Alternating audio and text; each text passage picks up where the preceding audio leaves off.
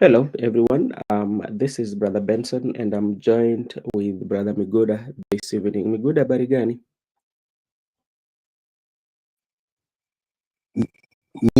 Niko salama kakangu, Mm. Miriam, labda za kwako. Nimeshinda poa, nashukuru Mola.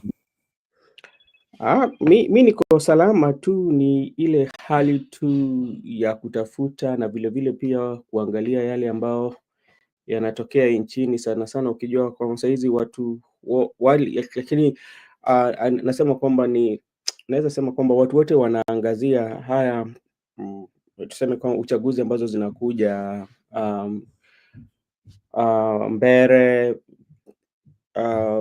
Kasipul, Malava na kila mahali tunaona kila mtu anasema yale ambayo anaona inawakwaza. Labda wewe pia uko na maoni kuhusu mambo inatokea saa hizi, ama wewe unakaa ni mtu wa kuangalia tu?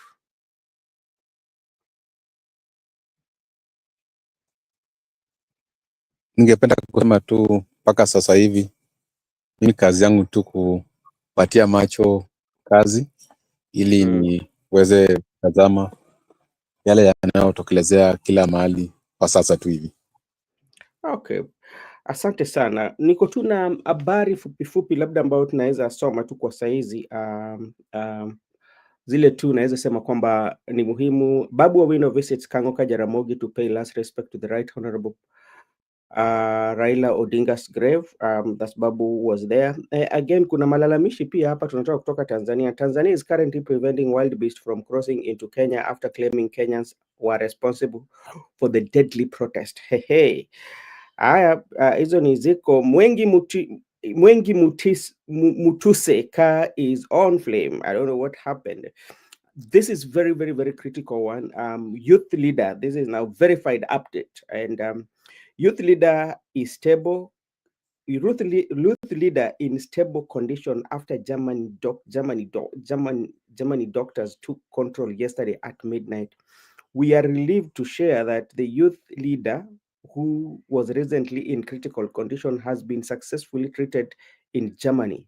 Following urgent medical attention, doctors stabilized his blood circulation system, an issue linked to the hip surgery he underwent in 2022. Mzee is now able to talk, stand, and take short walks. While this is a significant recovery milestone, he has been advised to avoid prolonged sitting or standing and to temporarily refrain from active political engagement to prevent any setbacks. We continue to ask for your prayers for his full recovery and for safe journey mercies as we welcome him back home this Friday. Let us unite in gratitude for this blessing and support him as he regains full strength. Family confident, confirm. So that is something that is happening with Oburu Odinga. Yeah. So it is indeed Oburu Odinga. You know, he was taken ill. The other day we were talking about how he was flown outside the country to go and seek medical attention. Some people say that he was on sabbatical leave. But now, from that information, we now know that he was critically ill. Also, let me take this opportunity to say hi to Brenda, Gibson Connor, and Mr. Laban Misiani, and Judith, not forgetting Judith. And this is what Moses Kuria says, and it's very important. I'm losing all hope in the IBC. This is Moses Kuria. And this is because even after the day or the date that is stipulated that campaign should not take place, there's the rumors that still government the government side was still doing door to door or was still engaged in campaigns, and that one also was witnessed in Malava, where the women rep of Malava was distributing mattress, food, and added to the residents of Malava. So that is something that we are going to discuss, and also we are also going to discuss the issue of Natembeya. Is security was withdrawn. The reason I will tell you what the CS for Interior, Honorable Kipchumba Murkomen said, this is President Ruto again. I want my daughter Charlene to be married to a Kenyan. Alikuwa na boyfriend anaitwa Ochieng. Juzi nilimuuliza Ochieng alienda wapi, akaniambia Ochieng alimwacha akatoroka. Migoda nyinyi Ochieng umeenda Ochieng unafanya nini bwana? Ochieng rudi. Ochieng usifanye hivyo. Mbona sasa wewe Migoda, wewe huyu ni mtoto wa rais, ushapata nafasi ya kuongea naye, inamaanisha kuwa kuna vitu vingi ambazo zinaweza tokea. Utakuwa na security, hiyo ni kitu ya muhimu. Utakuwa na father in law yenye ni unatoroka, unaenda wapi wewe Ochieng? Ochieng wewe saa zingine pia Ochieng wewe hapo hujafanya poa. Sijui kama unanipata vizuri. Nakupata. Kwanza ningekuomba unirudie ile jambo la Babu Owino, alafu niingie nichambue kila kitu hapo. Sijasikia Babu Owino. Babu anafanya nini? Today Babu Owino visited Kangoka Jaramogi to pay respect to Raila Odinga's grave, and akapatiana mama Biblia, akapatiana main Biblia.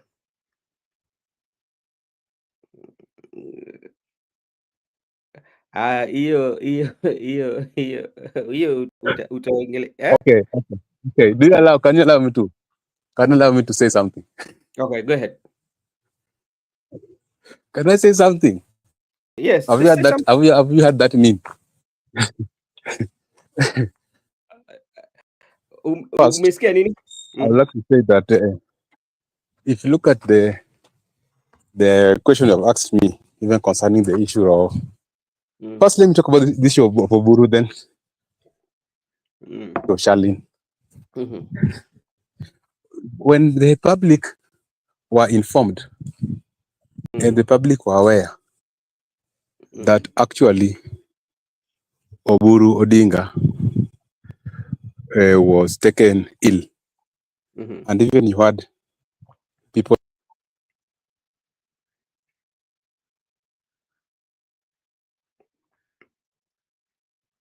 Hello, Migoda. Hello, Migoda, uko wapi? All right, thank you so much. Somebody is asking, Goodyear is asking, Migoda, why did you drop Charlene Ruto? That is according to the president. As we wait for Migoda, I think like there's a problem. Joseph, I can see on the comment section. You can also join in. Another issue that is also trending today is about the issue. This was said by the Tanzanian president. Kile ambacho najiuliza, mbona uchaguzi wa Tanzania umewahusu sana wa Kenya kuliko hata wananchi wa hapa. Yaani kila mtoto anaye. Okay, Migoda, you back? Yeah, I'm back. Can I say something? Go ahead. I don't know. Sometimes when I'm having some strong points, my network is disturbing me. Yes. Where some things are very interesting. Okay, let me say two things on whatever you have said. Yeah. About Oburu Odinga. When members of the public were very aware or were informed that the old man was taken ill, yeah, they declined and they said he has taken a sabbatical leave. Yeah. But today they have confirmed that his situation has been restored, and we are that the members of the public were right and the families were wrong. So, to this extent, we can't believe many things concerning Baba's death. We try to say some things, but we are told not to speak. To this extent, we are yet to trust the.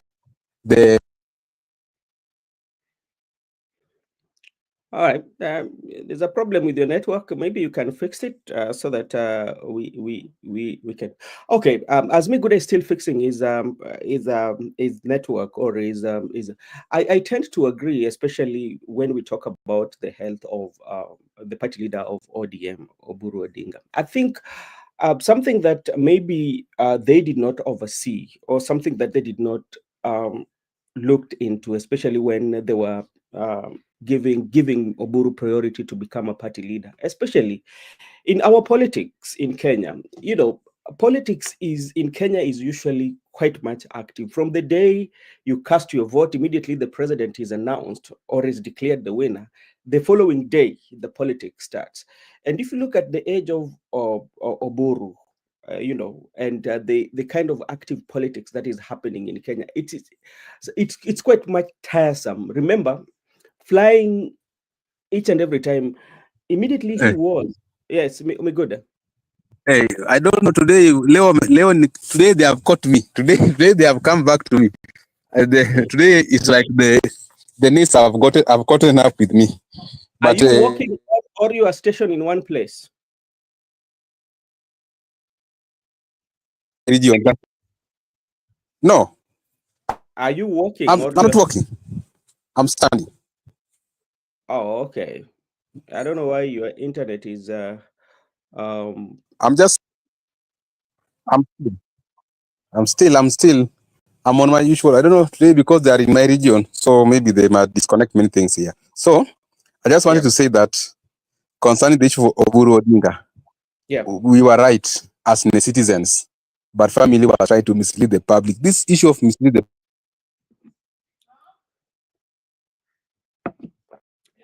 Okay, today Be Good as network is not networking. I hope I don't know. mm, I don't know. It's Joseph. Joseph, I don't know how free you are. up now, we are yet to find out actually. Mm, mm. Okay, Be Good. Can you? Hello, Mr. Joseph. How are you doing? Hata wewe pia network yako imeleta shida. leo hii mbaya. Hebu sikia, ametembelewa na kusalimiwa. Hii ni nguvu ngori leo. Both of you cannot, your networks are not networking. Yeah, Joseph's network is not working. Miguda.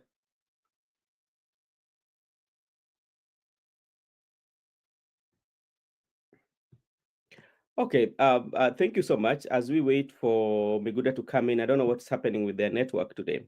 But as I was saying earlier, about especially when it comes to hello, Mr. Joseph, are you there? Okay.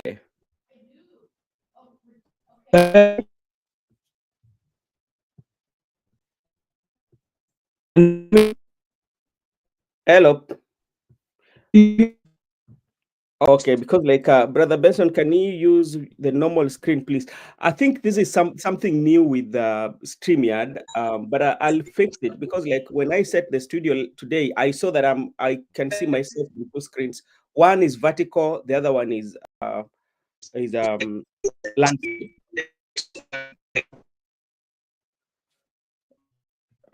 Okay. Hello, Simba. How are you doing? Salama sana brother Bernard. Okay. Nimeenda mbali kidogo. Sasa mbona we ni mtu wa tutam, ndio maana simu yako inafanya kazi, au wengine wenye wanapinga leo simu imekataa?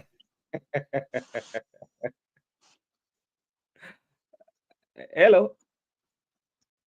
Au unajua ni wanapinga serikali watapata wapi network? Ebu ongea na serikali wawapatie network for today so that we can we can talk.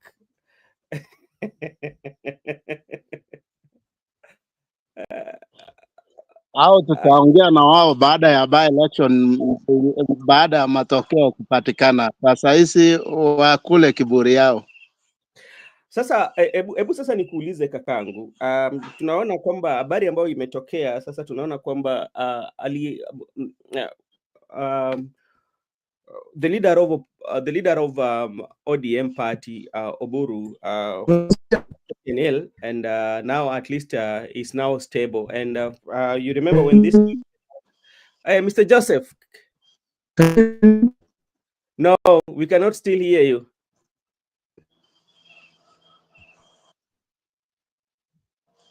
Miguda, can you hear us?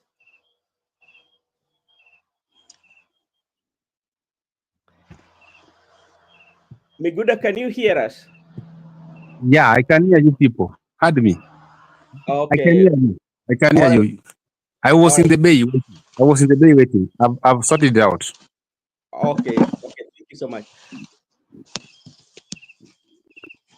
I'm okay now. Joseph, are you okay?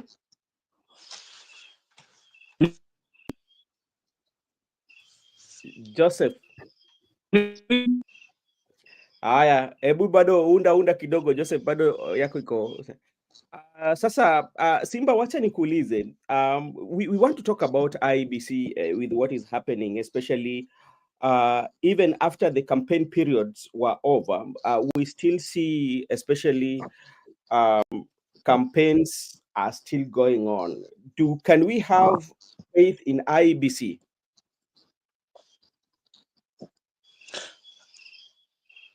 Brother Benson, Yes. campaign in politics haziishi,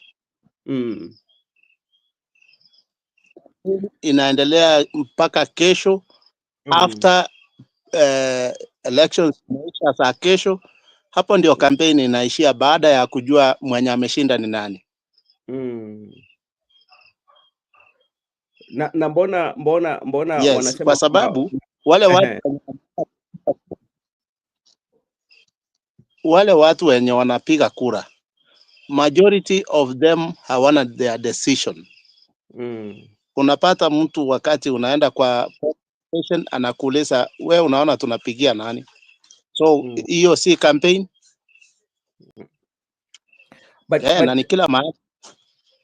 But you see these campaigns of bribery, whereby we saw it happening in Malava, especially the county, the women rep in Kakamega constituency were distributing mattress, food, blankets to the people of Malava. Why was that one so? And people feel that one is not right. Ukumbuke mwenye alikuwa ana distribute hizo items ni mtu mwenye ni mwakilishi wao, walimchagua. So kuwapatia what's hapo hakuna makosa. Okay. Yes, wakati mtu amekupatia kitu na kama hutaki, mbona hatujaona watu wakikataa? But people feel that was she could have waited until all the campaigns and the voting is done, then she can do that, because by doing that it feels that you're making people to vote, because you're kind of like interfering with the you're going against the law. I mean, if to say. Brother Ben, wewe umewahi kuwa Kenya wakati wa uchaguzi? Yeah, nimekuwa.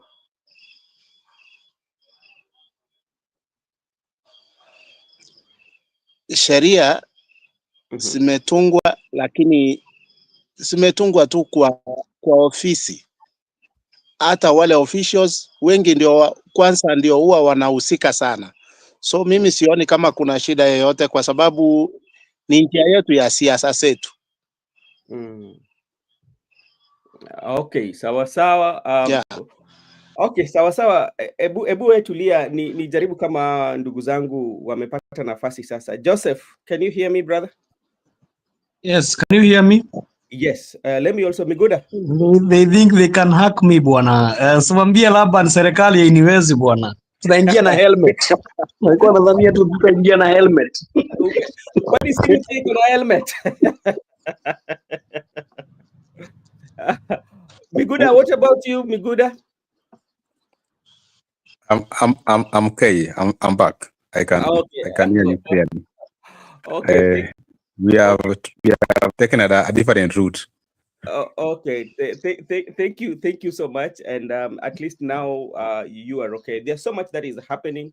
Maybe to start with, because we had already started. Miguda, you are speaking about the health of the party leader for ODM, that actually we've gotten, this is verified information, that is saying that his treatment was taken over by the Germany doctors and they were able to stabilize him, and this person is giving brief of what has happened.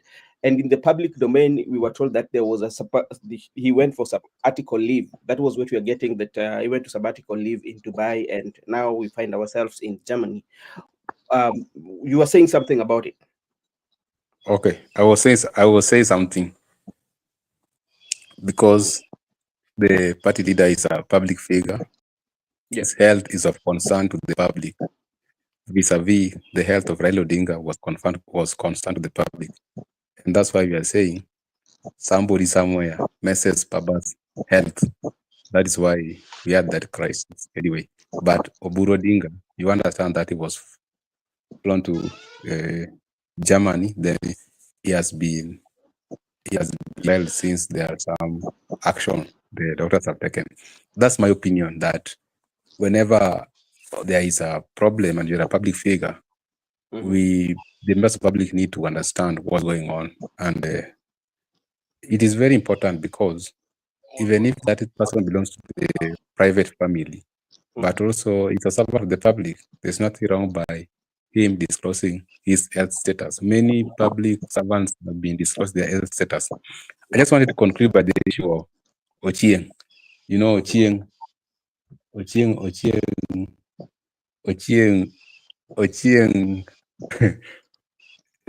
declining to marry Ruto's daughter. I can just say Ochieng might be my age mate, and also Charlene might be my age mate. We understand the challenges we are undergoing at our level. So if you Challenge have gani na unaoa kwa rais bwana? Challenge gani bwana? that's not what I'm driving. You know, marriage is not only about money, mtoto wa rais. This is your lifetime partner. So when you want to make that decision, it doesn't matter where the girl is coming from, because there was a time we were reading a certain book when we were young that the king had a daughter, but everybody declined to marry the daughter of the king because of the moral character of that daughter. Maybe you might not know. King knows better why, after having that affair, he decided to what we call dust. So Charlene saw dust, and Charlene might saw dust because of.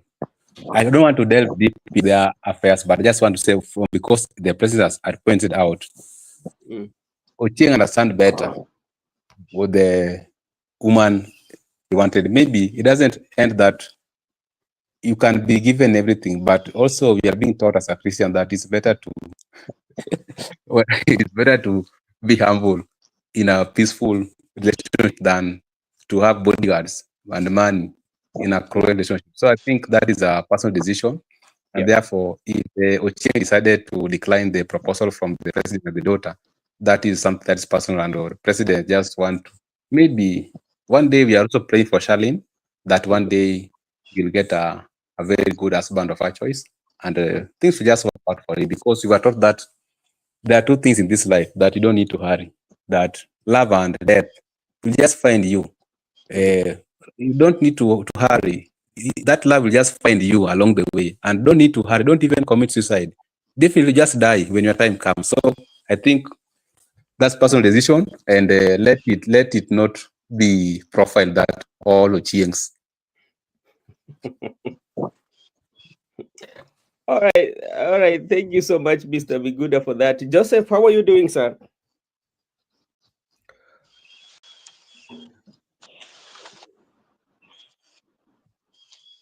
Hello, Mr. Joseph. Okay. Sasa si ndio hiyo helmet yako sasa ikusaidie. Wapi hiyo helmet ulikuwa? Joseph.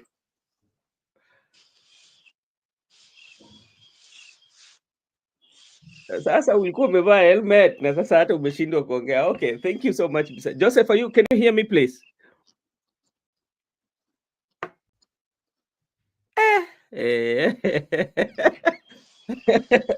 Helmet has been Simba, can you please help these our brothers? Hebu wapatie connection mzuri. Leo wako na hata okay. Let me come to you, Simba. You've just had what? Brother Ben, Yes, sir.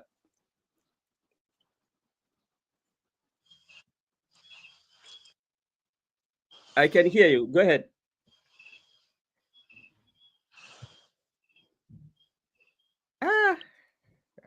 leo ni kubaya. We've just heard Moses Kuria is also saying that he complaining about the IBC, and there's so much that has taken place, and so many questionings that many political parties are putting in are asking, including the press that was held by the United Oppositions, whereby they are claiming or accusing the government plot to rig the election. And this is something that we've always. Yes, are you back?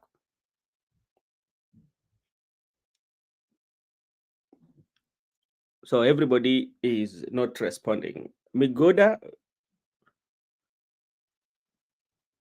I'm okay. I'm okay. I'm okay. Very much okay. Yeah, because like you're very much okay. Okay. When you listen Moses Kuria, because there is something that I was reading, and Moses Kuria was also not happy with how the IBC is conducting issues based to the fact that there's so many things that are happening, including the bribery, but he's not seeing swift action taken by IEBC. So he said that he doesn't have confidence in it.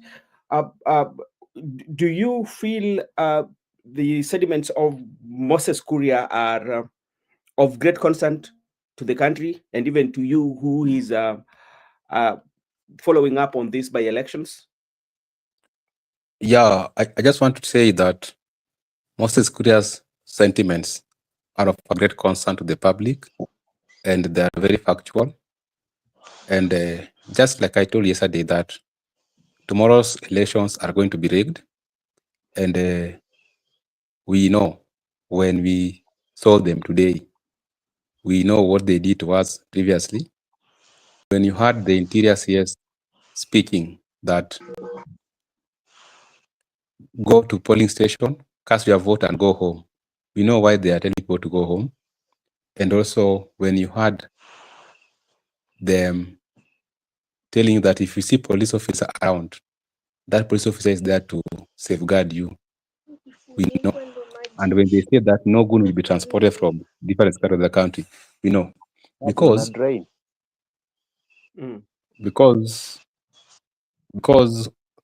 we have had similar sentiments before, and we have been into the trenches when we were in opposition, and whenever we had any election, even the general elections, there were instructions, and Matiang, to be precise, deployed police officers, including supplying more ammunition using the police craft into the regions which were perceived to be Raila Odinga's stronghold.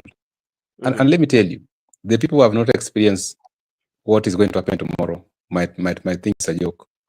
If they want to rig, they will rig, and they go to an extent whereby they deploy police officers. What happened to our region? The police officers were firing aimlessly at the bullet, scaring people, and many things will happen. So Moses Kuria's sentiment is of a great concern, but regretfully is that you understand during campaigns, IBC were quiet, the police officers were quiet, even when people were being killed, when there was voter bribery, when there was electoral malpractice, everybody was quiet. But today, D-Day, IBC is out speaking loud, the internal CS is speaking loud because they had planned, they had plotted everything, and they know what they are going to do. So we just hope for the best. What we must maintain as a citizen that we should not lose lives because of a mere special election. We should ensure that we are all safe and we should not lose the people. But all in all, it is true. And tomorrow we will be here. We will see how events will unfold. So that is very unfortunate that our electoral body has been captured.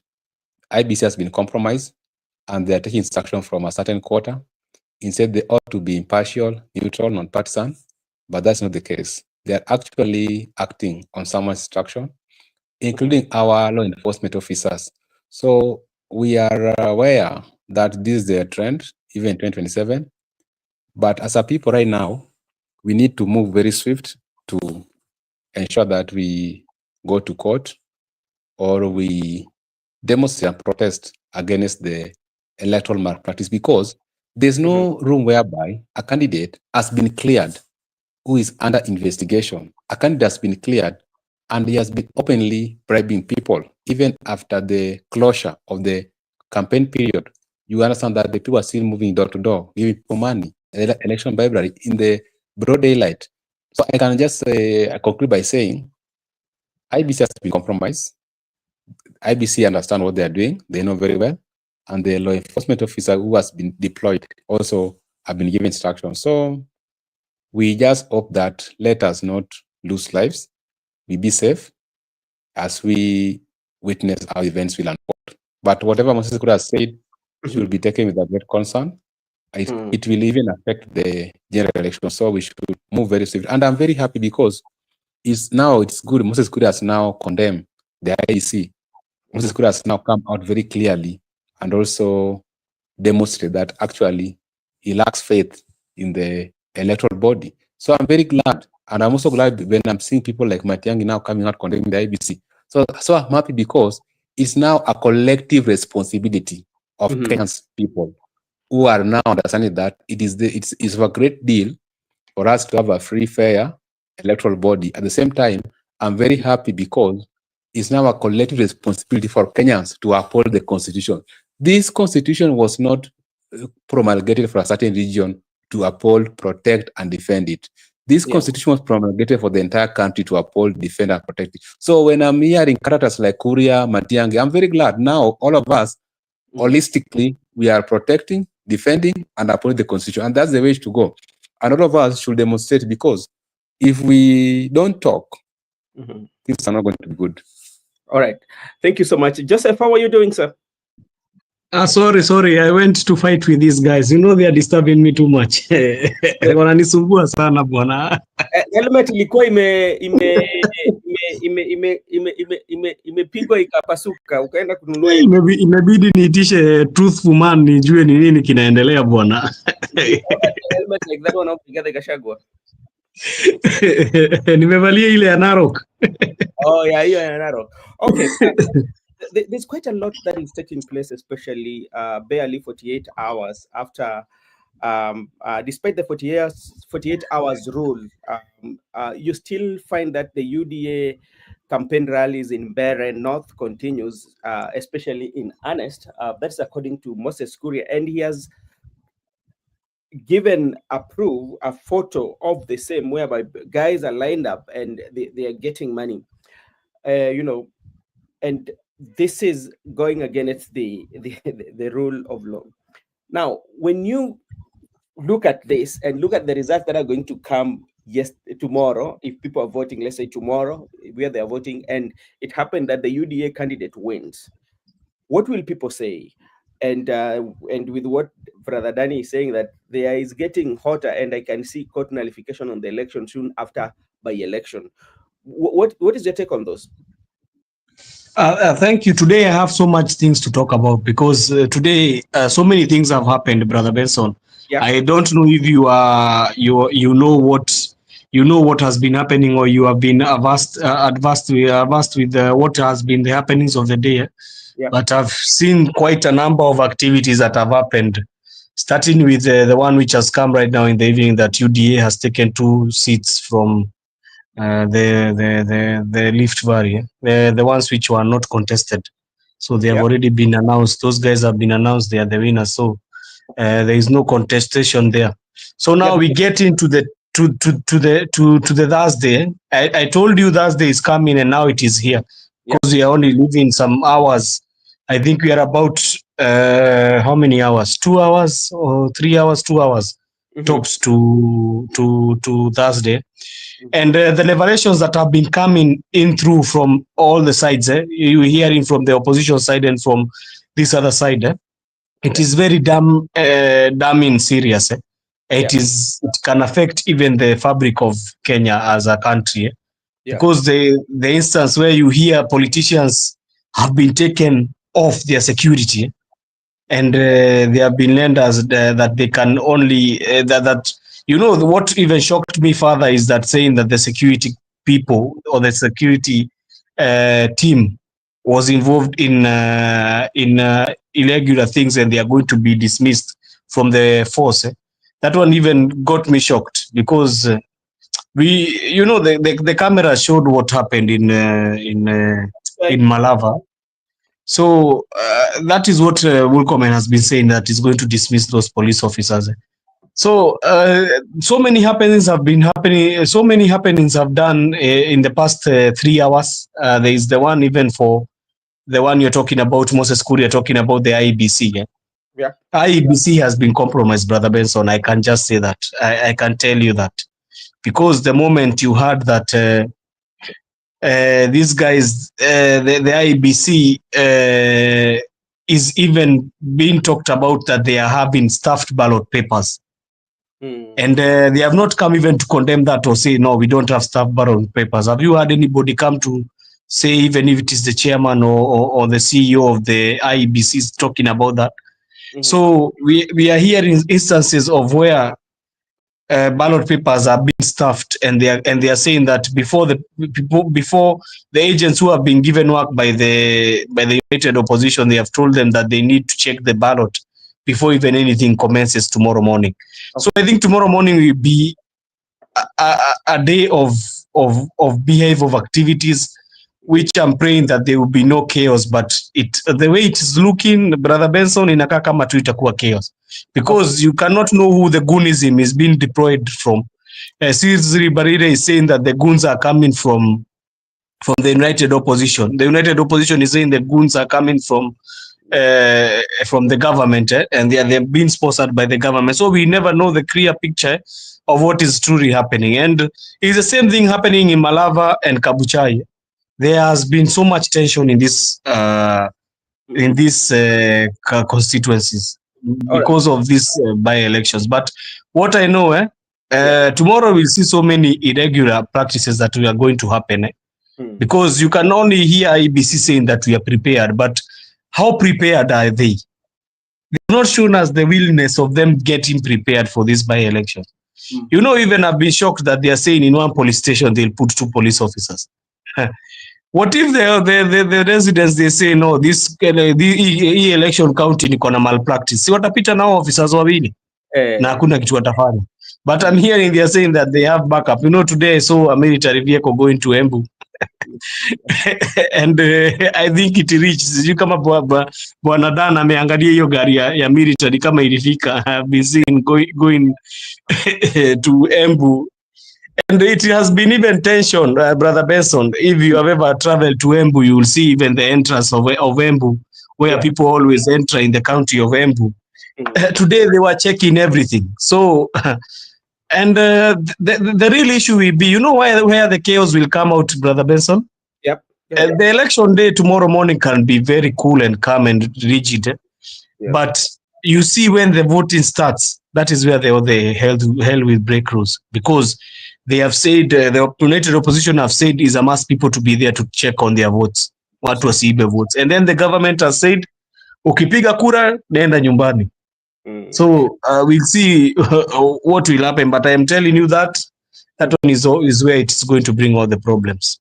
All right, thank you so much, Mr. Joseph. And there's something also I'm raising. I heard Muchuri was talking about a situation whereby the police are going to be in a plain clothes. So, you know, that one is going to be quite much difficult to identify whether it's a police or not a police, because if they're in plain clothes, and I don't think that it allows, especially during the election like this, that the police should always be on a plain clothes. So I don't know how they're going to navigate that. And let me take this opportunity to say hi to Wandera, who is saying hi to us. Wandera, thank you so much for joining.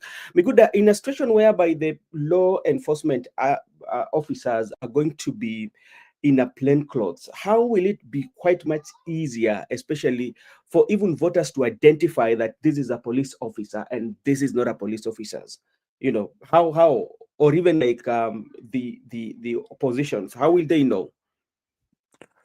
In terms of security, I've just explained to you what have happened before, and how the law enforcement officers usually operate during elections. They will be very calm during the morning hours, but at around when they are supposed to close the polling station, now we'll see their real colors. And like what I've seen in Kasipul Kabondo, they have deployed more than 900 officers in a mere constituency. So you can look that heavy presence of police officers in a constituency, more than almost 1,000 plus police officers. And I can just say that if we have the plainclothes officers and they were saying that they are going to be given a badge and a tag, so they are going to be identified through a badge and a tag. And when you have a plainclothes officer, that is now where we now get confusion, because and they are insisting that actually they are going to be there. So we don't know how many are they who are going to be on a plainclothes and how many are going to be given different polling station by the distribution of the officers. But that is now left for the law enforcement officer. We as the members of the public, we are only inquiring that if they must be plainclothes officers, because we understand that they must be in uniform for the better identification, and they also should be armed, because even the plainclothes officers are armed. So why do you arm someone who have a plainclothes? What if me, I'm a member of the public, I decided to arm my goons with plainclothes? It can bring confusion, because you would not know who is a goon and who is an officer. So it is very critical for I think National Police Service Commission Act clearly indicates that a officer should be identified through a uniform, a badge, a tag, and armed when they are armed. So when you're bringing a police officer plainclothes in a democratic exercise like this by election, it's going to bring a lot of confusion between the who is who, because maybe, for instance, if I'm having, like I've told you, two of my private officers, I decide to harm them with plainclothes, and they can even decide to act in a manner that they are plainclothes officers and interrupt the process or scare other electorate to come. Who will be liable? We are asking, will the plainclothes officer be liable or my servant? So to that extent, it was very vital for the interior CS to make it very clearly that officers will be identified through their identification, badge, combat, and other things. But what I want to say is that when it comes to the security, their role is very simple. Their role is usually to ensure that they maintain law and order. But they go beyond, they go overboard. You'll find them trying to make people not to access the tallying center. They'll make people not to access the final counting, and they will also tell people to go home. That will be their song for tomorrow, that cast your vote, go home, because they know that you come to protect your vote. But all in all, from what I'm able to understand as a young Kenyan and also someone who has actual experience, like I've told you, me have been in a scenario whereby there was a time we saw a police cart supplying ammunition to police officers, and the police officers who were on, actually they were on a police officer uniform, but they decided to raid a certain slum. When they raid that slum, they raped women, they stole some properties, then they scare away people, and also some people died. As you are concentrating on the slum incident, the IBC are busy declaring the obvious candidate of their choice. That's why I'm very much confident, without any fear of contradiction, that tomorrow's exercise has already been plotted, because these people, they have done these things before, and they were not stupid to just sit pretty, pretending that they don't know anything, allowing all electoral practices to take part in these by-elections. Then today they are out. You saw Murkomen today with the boys coming to the camera, very confident. You saw the IBC chairperson very confident. These people, and even the fact that they have deployed more than 900 police officers in a mere constituency, that's a very significant that they are going to have their way. And that's why I told you that most of these by-elections are going to be contested in High Court. And the grounds for them to be nullified will be like the electoral malpractices we have seen, even beyond the timeline for the campaign, as campaigning. But whatever they are plotted, right, the intelligence is now out. That's why you've seen people like Moses Kuri are coming out to speak or to type, because right now we have the intel, and we know exactly that. Just like I told, maybe some people have not been this side of rigging votes. Votes are being rigged in this country. And if you want to know that votes are being rigged, the first sentiment will come from the police sector or the internal security. It will hurt that You cast your ballot, go home. If you hear that sentiment, know that these things are going to be rigged. And let me just tell you one thing concerning security. Of course, we understand that police are neutral as the IBC. But you hear in some instances, the police officers will take sides, whereby they will side with the candidate of the state, and also they will side with the support of the state. If the supporters of the state will be vandalizing properties, or the candidate will be doing other wrong things, they will not even arrest those people. They will only focus on the opposition candidates, what they did to the times when people were doing this election before. So this act of police officers being not impartial is an act that we up to now, as a Kenyan, I think we still have a long way to go. We still need to press and ensure that finally we get it right, so that we can achieve our electoral justice, so that each and every time we're going for election, it should be that the best candidate should win, not that the state choice to win. All right. All right. Thank you so much, Mr. Migud. And I want to go to the handle, X handle for Murkomen. He said that after security assessment in Kasipul, we headed to Malawa, Chwele Kabuchai for similar exercise. I remain confident that with cooperation, vigilance, respect for the rule of law, tomorrow's by-election will reflect the true will of the people. We have taken comprehensive steps to ensure security, order, and conducive environment for all voters. Our officers are on the ground, fully deployed and ready to ensure the process remains peaceful and transparent. We call upon Kenyans in voting regions to remain calm and uphold peace throughout the electoral period. I equally urge leaders, aspirants, and political actors to exercise responsibility, avoid incitement that could compromise the integrity of the process. The government will not hesitate to take firm action against anyone involved in intimidation, violence, or deployment of goons to disrupt the democratic process. That is according to the CS for Interior, that is Kipchumba Murkomen. And you know, as you've said, concerning now the CS is at least visiting these areas to check and to see whether the deployment or the security measures are taken. But one thing that we still see is the violation of the electoral laws. As you said, that 48 hours, that is usually being placed, that there's no campaign. We still see that campaign taking place and is not talking about that. The IBC is not talking about that. There's also this issue of plainclothes police officers that also raised. There's also that what Malala also raised. With all this in place, and the majority of accusation is going towards the government. Mr. Joseph, do you still have confidence? That is the question that I'm still asking. Do you still have confidence? And let me take also this opportunity to thank Nyamumoja. Let me just read for this Nyamumoja, Joseph, then you can Nyamumoja, what at Nyamumoja, Malala just said openly the government is joking. He said there are guns out of use, illegal and legal. He confirmed that they will also employ all means possible, even without government security. And what does, if they're going to do that, what is the recipe?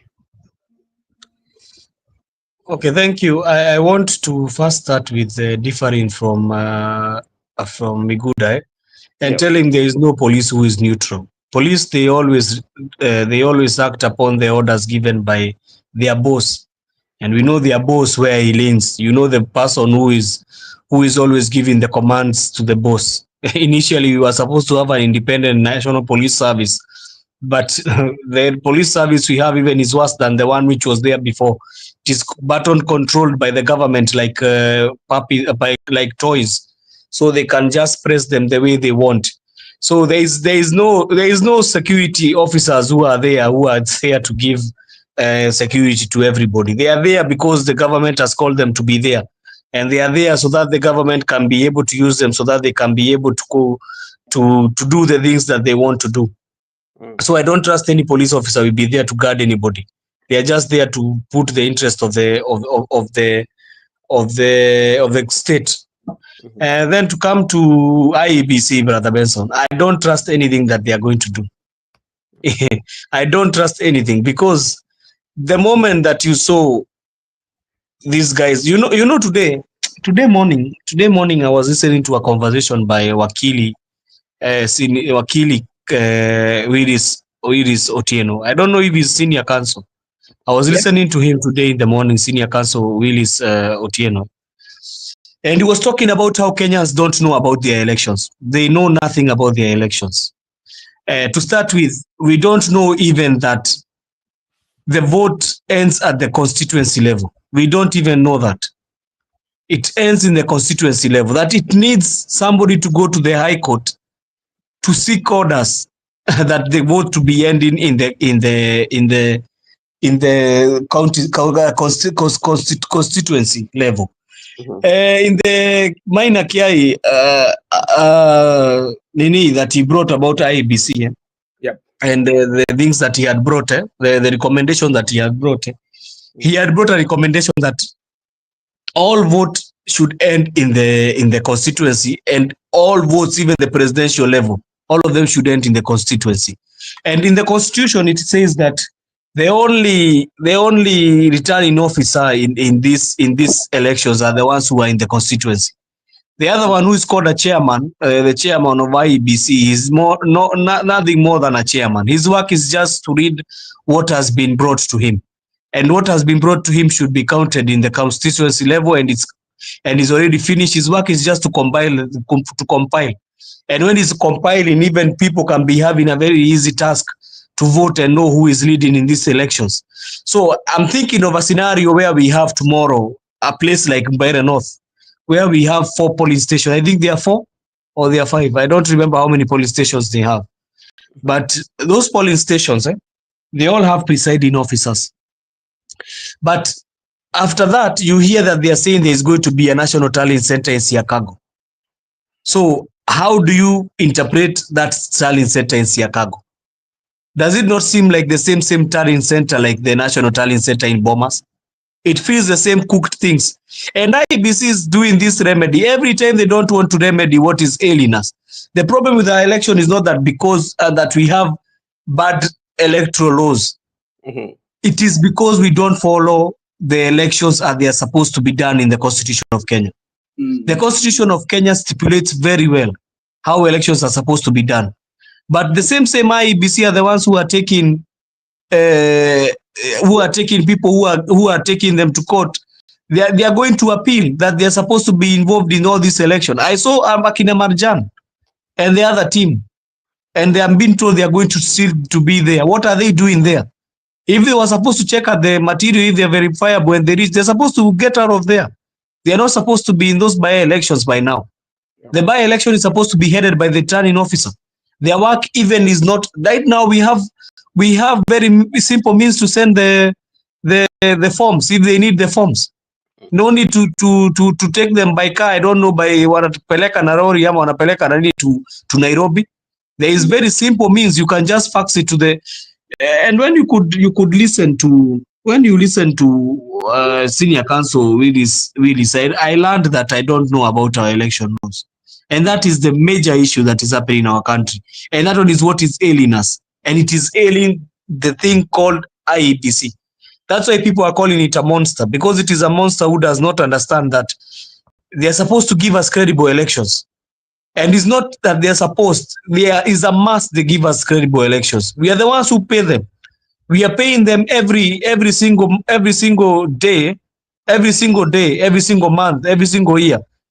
Even when there is no election, so that they can be able to prepare.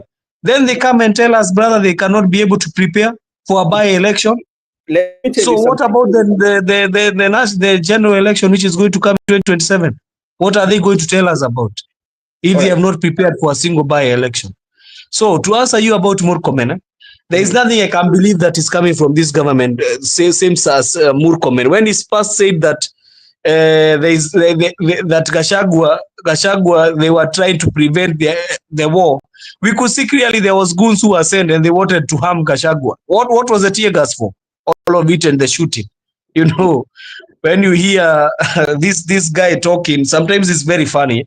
He said that even Nani is called who? Natembeya was trying to shoot himself. Have you ever had such a psycho? You know, it might be I'm a psycho that I want even to shoot myself, and I'm not going even to. When I die, is imeisha. So it's hoodwinking Kenyans. And when he says that people should vote and go home, so do you mean even the agents should go home, or what do you mean? Do you mean everybody should go home and they leave the police and the IABC and the government to do what they do?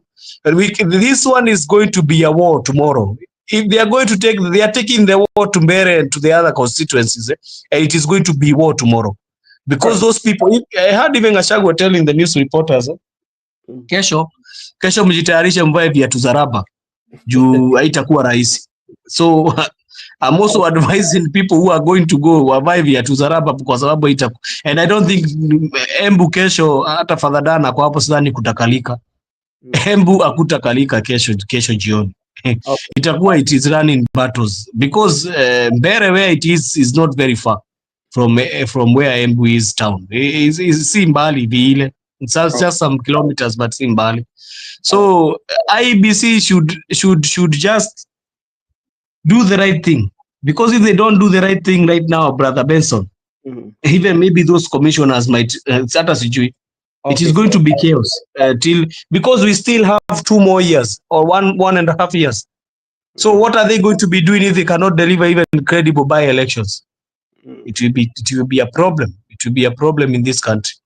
Okay, to close up on now the IEBC is one thing that even from the initial stages when the staffs, especially the commissioners, were being interviewed and they were given those positions. Yesterday, you saw what the Standard, the media, that the paper gave. That web of circles of how those who are employed are connected in a way with some of the political elite. That one alone tells you that you cannot offer credible election, because your first priority, you will have to serve the master of somebody who has given you a job. They're the people who will be calling shots. And that one has always been about our IEBC. Because remember, if you look at every reforms that people have tried to do, especially even in the IEBC, there's one place that they've not done the reform. The reform is all about the people who are being employed, the commissioners. There you find that there must be that back and forth of the leaders. And why is that one so?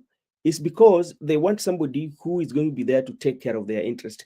If you look at what happened even in the election of 2022, where the commissioners did not agree, you could see that there was division amongst themselves, that those who are supporting the Azimio and those who are supporting the government.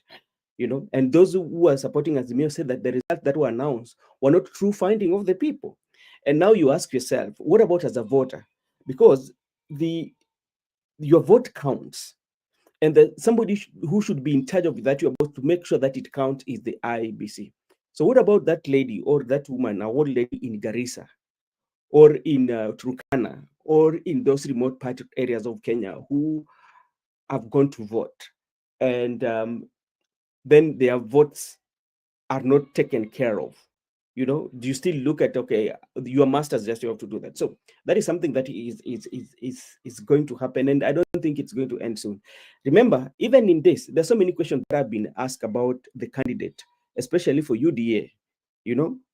First of all, there was that change of name. That was a question.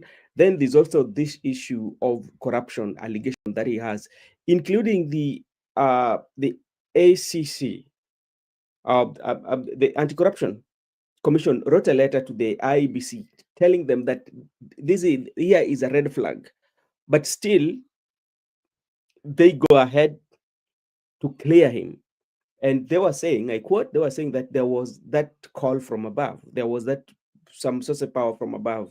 So it means the IEBC, those who are there, they're not there to serve the interest of the Kenyan people. No, they are there to serve the interest of the political elite. So in paper, their constitution, they have powers. The constitution gives them powers in paper. But when it comes to real issues, in the reality, I don't think that that one works. So to me, I can still believe that I don't think that they can offer that credible election with all this what has happened. Even after the 48 hours, we still see campaign going on. We still see the women rep for Busia distributing, I mean for Kakamega, distributing stuff, to the people of Malava. Yeah, she did not distribute it to a whole Kakamega. And the people that you're distributing to, then first of all, there's no disasters that have, you know, has been announced or has been declared in that such people of Malava, there's that happened. We still see the cabinet secretary, the interior, still giving employment, on the rally. So that one still, and they're not talking about. So that are some of the things that. But now let's forget about the IBC and let's go to the Western Kenya, and we are looking towards this in 2027, because if you see what is happening to Natembeya is a governor, and for sure, governor has to have security. If the CS felt, or the national police felt, that the police officers that were assigned to Natembeya were engaged in misuse of fire, I think it could have been okay if you withdraw those. You can even replace those police officers. At least make sure that he has security based on the portfolio that is handling in the country. But a situation whereby you withdraw, then you don't give him any security, and you say that the investigation is still going on. This is the kind of politics we've always seen. It happened even with President William Ruto. Remember when he was a deputy, when the Matiang'i was in charge, his security was scaled down. What was this about? It was about the political interest. I think it's for intimidation. So maybe to look at it, how does this one reflect? We saw what happened to Natembeya during the Kabuchai, and now you're being told like the police misuse. Were they the ones that are from Natembeya or Alwale? That is the question that. But who, and what about the goons? What about the goons? Does it mean that it was quite much easier for the police to identify the police officers who misused their firearms? But what about the goons who did all those acts? The police officers still doing investigation on them. So those are the questions that we are asking. To start with you, Miguda, what can you say about that?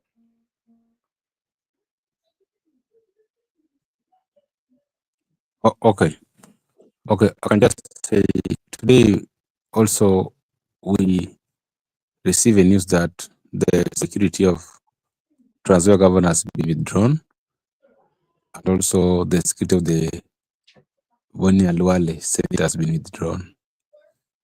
These are not news in this country, because anybody who is thorn in the flesh of government, they usually intimidate them.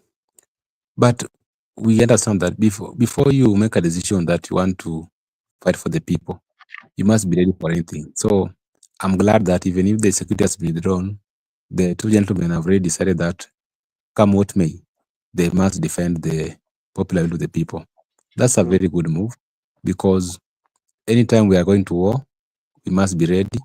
And if you know you can't go to war, allow those people to go. So I'm very much confident that they are not afraid anymore. But the reason is, to me, from my understanding, because as we have been in that part whereby our preferred members of parliament and our preferred candidates, their security has been withdrawn or scaled down, what we later understand is that, the good thing with this government is that they're just using the old tactics. So it's very easy to predict what they're going to do. That's why we are very confident that tomorrow they are going to rig these elections, because if you had the CS interior sentiments alone, that's a sure bet that these elections are going to be rigged. You don't need to do much investigation. The sentiments are a clear indication that the government is ready to rig this election. So when you see them withdrawing the security for the governor and senator, what I understand, two things. One, they are plotting to arrest them tomorrow.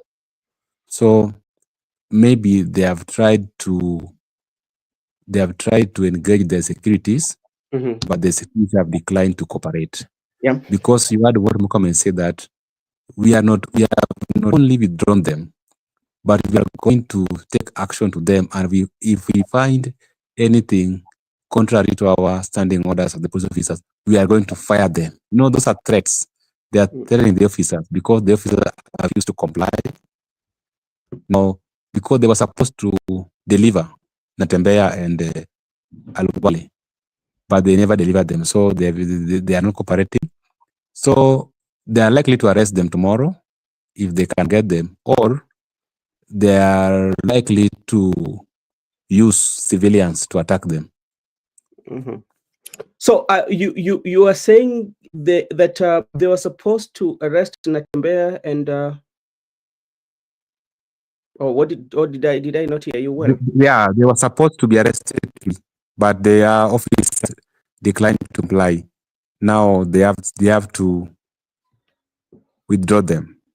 What was the reason for the arrest?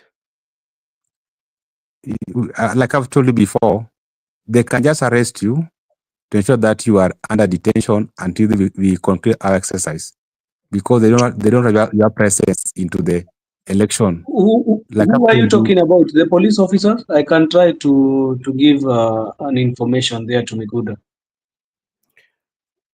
Yeah, not officers. Two gentlemen, Natembeya and Alwali. Yeah. Oh, okay. I was thinking. Oh, okay.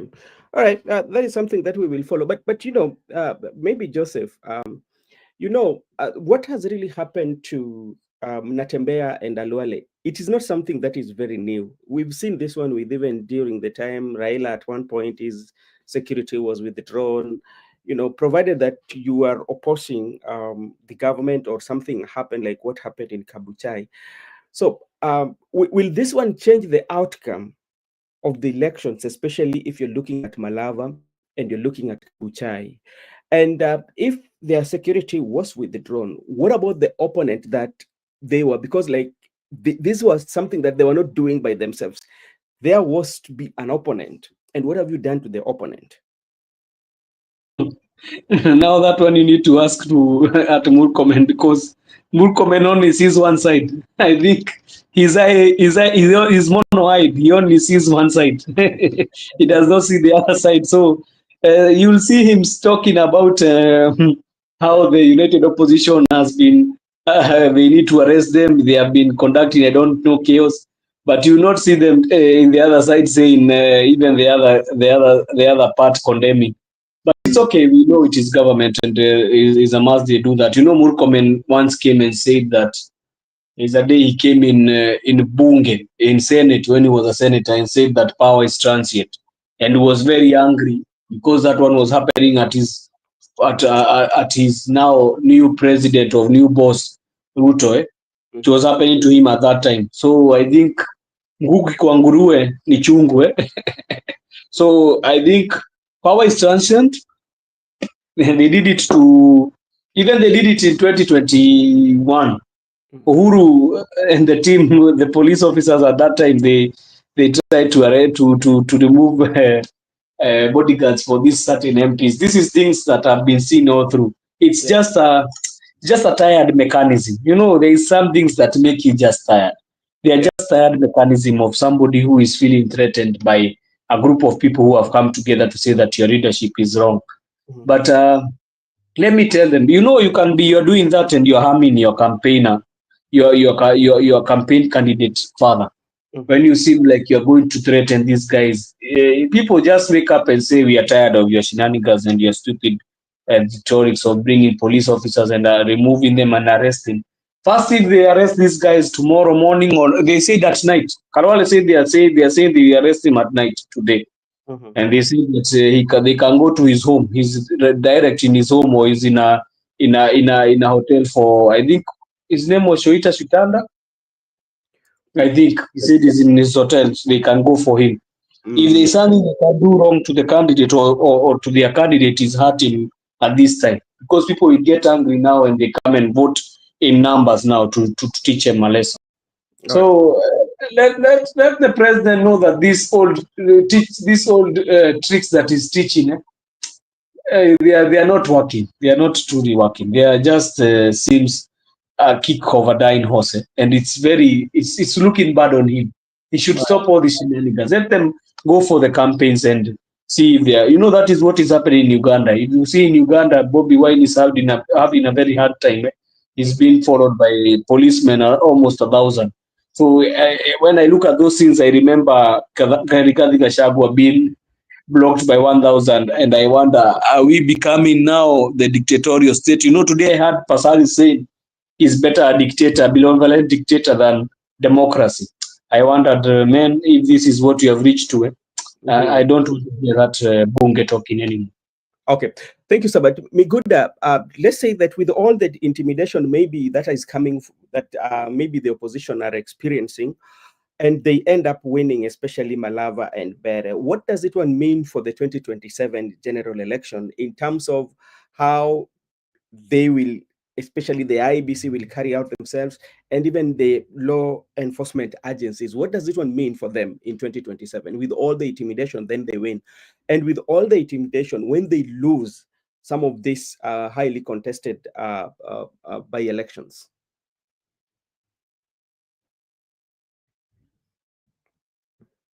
Hello, Miguda, are you there?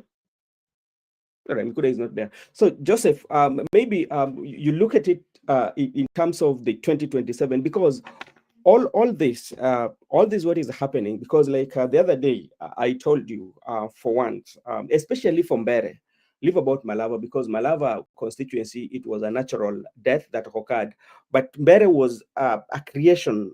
To me, I will say that the Bere to me was a creation of the president, especially to test the popularity, that is one, for his popularity in Mount Kenya, and again to test the capacity of Kithure Kindiki, if Kithure Kindiki can deliver in any election. Yeah, and that is the test. Just in case with all this, what is happening, in the event that they win, Joseph, or in the event that they lose, yeah, what they lose this election, what will happen again to the president, especially the president? What will happen to him? To what will happen to Kindiki? Because this is his examination that he has to deliver for the president, especially for Kindiki. Yes, thank you. We have been tackling this issue, and I told you there is one certain thing I know. Hapa kuna mtu atatairishwa kisiasa. I told you like that. There is either Rigathi atatairishwa ama ni Kindiki who will be tairishwa. Now it depends with the magnitude of vile utatairishwa. Rigathi Gachagua hawezi tairika pahali pengine. Already he was removed as the deputy president. So the one who will see fire in that arrangement is Kindiki. Because you cannot tell me that you have even been, we have given you all the machinery we can, even the police and everything, and you still have gone and you are beaten. That is the place that now it will get tricky. It will get tricky for even Kindiki. Even I told you, even this lady called Barine. Mm-hmm. You hear the arrangements that are going to come there. You hear the reshuffles that are going to come. Even in UDA, she is going to be removed. The party chair lady. She will be removed. Chairperson, she will be removed, and there is nothing they'll do because Ruto does not. Ruto does. If there is one thing I've known about Ruto, if you're not giving him anything, he's going to cut you off. He always cuts somebody off, and that is what is going to likely happen to Cecily Barine. Rocco is still on a hot plate because that one was his constituency. So if he cannot deliver his constituency, what can he come and say to William Ruto? Where else can he deliver if you cannot deliver in your own constituency? Kithure Kindiki, in the other hand, they have been trying to play the politics of Mount Kenya East versus West. So if it does not go his way, he's going to tell Ruto how you are going to get votes from Mount Kenya East. How are we arranging Mount Kenya East and you cannot even get votes? It seems like they are talking in one spirit. So there is, in terms of the losses, I see a magnitude of losses too much coming in the side of of the president, the people supporting the UDA government.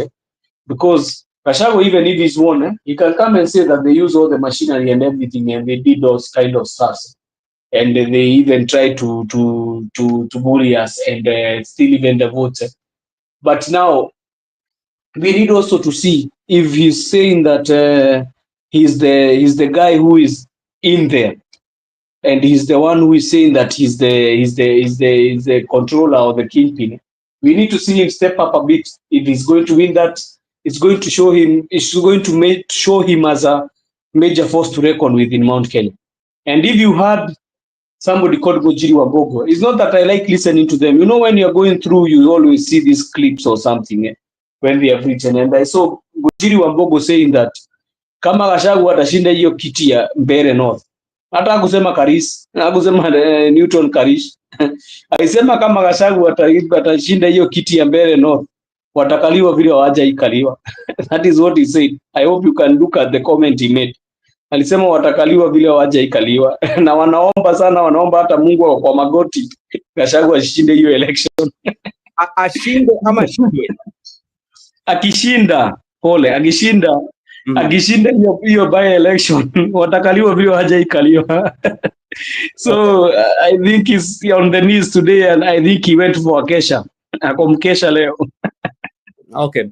All right. Thank you so much, Joseph. As we speak today, I can get some notification right here that all the election materials has been distributed in all the constituency, including Malava and Mbeere North, Kasipul, Kabondo, with a lot of heavy police presence in Agorosare, that is in Kasipul, Kabondo, is somewhere also, has a history of violence. And so we are going to monitor it too. And despite we are looking at who is going to win, but also we have to look at how the agencies themselves are prepared to handle the situation in Kasipul Kabondo, bearing the history that they have when it comes to election and political violence. And now let's come to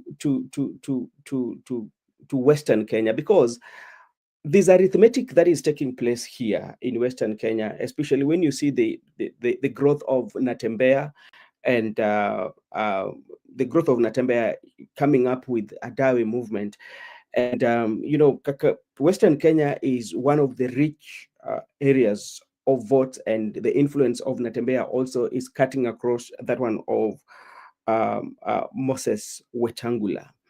And do you think this is what is making the intimidation of Natembeya? Because they're looking at you kind of like destabilizing the influence of Wetangula and also the influence of the president coming 2027, because these are the regions that he's looking at, is so much focus on. Mr. Miguda. Okay, I don't think you can do much with the law enforcement officers to reduce someone's influence in the region, because the strength of politics is the people. Once you have the people, good to go. If you can have the people by your side, then even if they bring all those, like I've told you, this politics, and if you mean well for your people, you must be ready to serve them in whatever capacity. There are some leaders who are previously were arrested, detained without trial, and even some were exiled, and some were even killed. So that's politics for you. And the people who were killed, let me just even cite for example, if you look at the Piogama Pinto, Jem Karaoke, those were people who they were speaking the exact mind of the people like Thomas Joseph Mboya. So if you're in that caliber of a person and you have decided dedication to advocate for the people's right, me, I don't see anything. Like this issue of withdrawal security, arrest, detention, exile, those are normal in politics. So if you see them trying to reduce the popularity of Natembeya in the region through intimidation, tear gas, withdrawal security, to me, I can just say they are only doing good to him. And whenever he should be celebrating, because he can as well play that sympathy, because it will be like, I'm just one person. They have deployed the all state machinery towards me. The people will wonder how powerful are you? Because in history, no one has ever trembled Wetangula like what Natembeya is doing in Western region. And Natembeya is having a synergy and energy with the new generation of thinking. So I think, to me, it's a very good thing politically, because if Natembeya could be a nobody, they could have not do whatever. Why can't they do those things to or to Fernandez Baraza? Why can't they do those things even to a Service Emu? It is because Natembeya is the man to watch. And me, I like it when the government is hunting you, because they don't sleep. You are giving them sleepless night. It's a good thing, because what if, look at, we are going to a campaign in 2027, and Ruto is going to have a free Western, whereby he's just going to sweep the entire Western without struggle. No, that's not the case. You need to have people on the ground who are opposed to his bad governance. And if you see people like Natembeya have come out to an extent of sacrifice their life, it's not easy, because we have leaders in the region, but they have decided to do so because they love their people. So to me, I can just say that Natembeya should soldier on, and Wetangula and Mudavadi also should learn that, not Mudavadi, Wetangula. Even if you are using the state machinery to intimidate your opponent, you will not be there forever, because as our good friend, Senior Counsel James Orengo said in the August House, that revolutionaries, it's their own people, and also government is their own people. It is true. Today they will elevate you, you look big, they are just fattening you for the right time, and they will deal with you at the appropriate time. But all in all, I can just say, Western politics, there's a new dawn in Western politics, and it's a new dawn, and people are struggling to counter that new dawn through state violence. That is what the people like Wetangula are using to ensure that they reduce that influence through state violence. But that will not help much, because we have seen many cases whereby if you apply the state violence against the popular to the people, the state will always lose.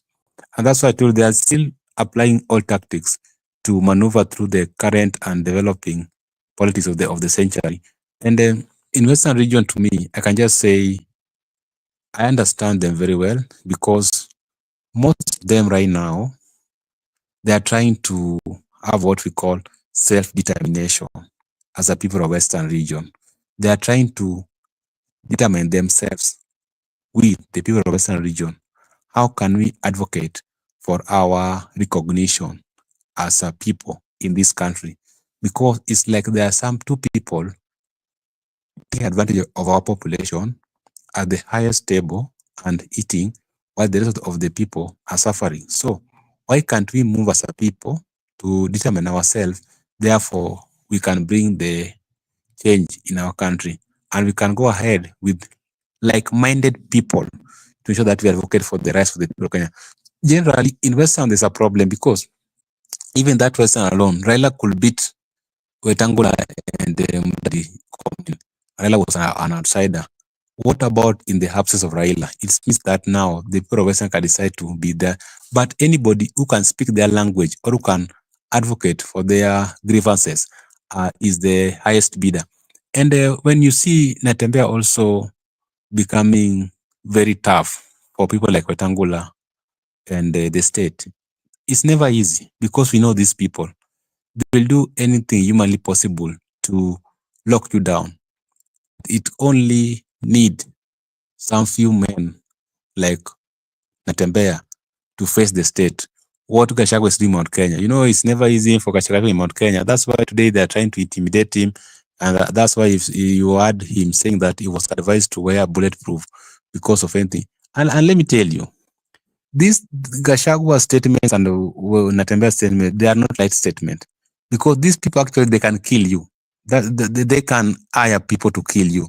And if you see the people we are waking up in the morning, we are finding them very safe. We should just appreciate God.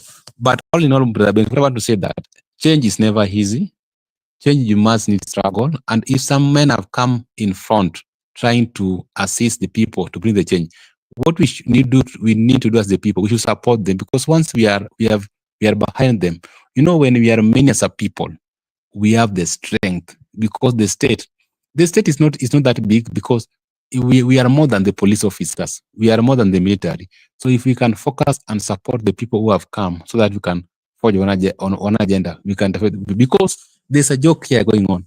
If you can listen to what Murkomen was saying in the press in previous years, simply lying on the press, and he knows very well in the back of his mind that actually they are plotted to rig, but in the face of camera, that lie.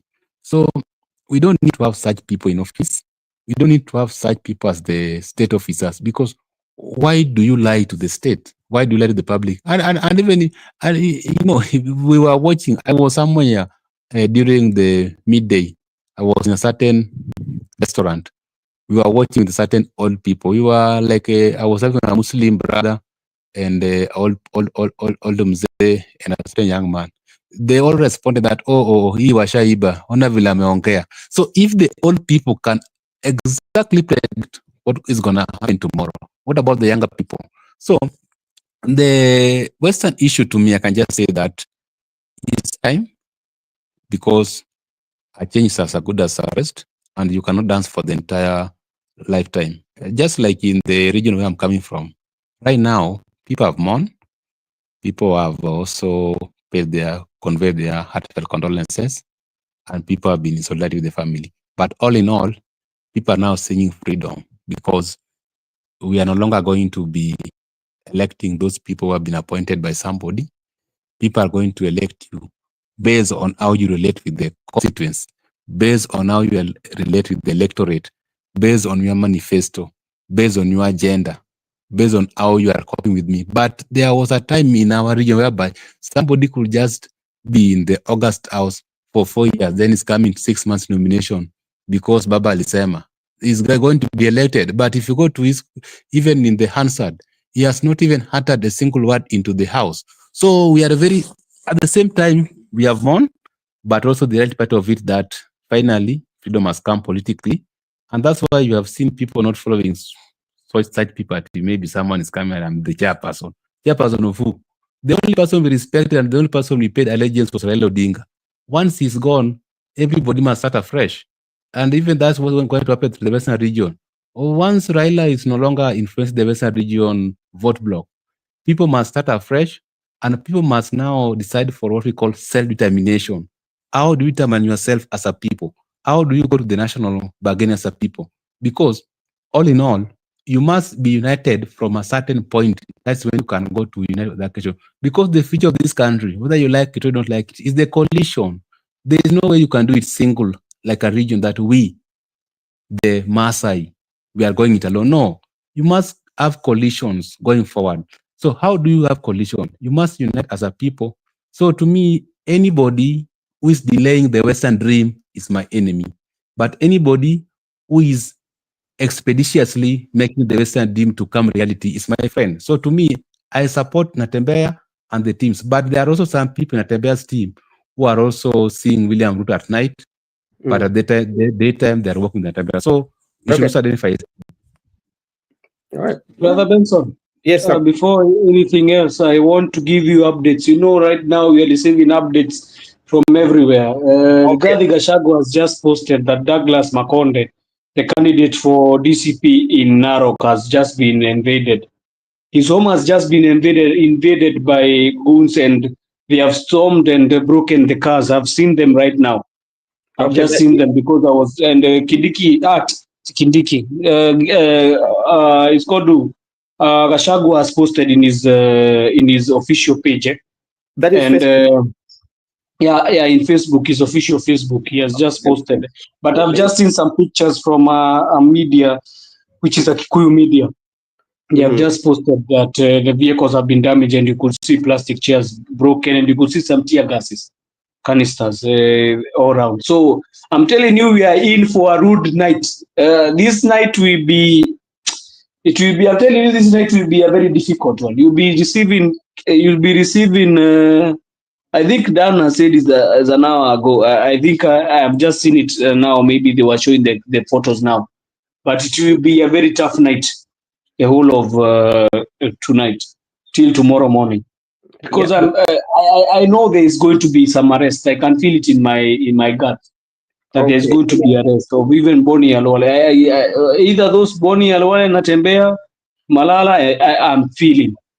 Okay, Because let me. even Seth Panyako has said his life is in danger now. All right, I'm seeing at 48 minutes ago. This is what 48 minutes ago at I'm now without a iota of doubt persuaded that this regime has gone mad and has lost its moral compass. This is his. I don't know. I'm trying to look at his page here. The one that I have. Oh, was it in the tweet?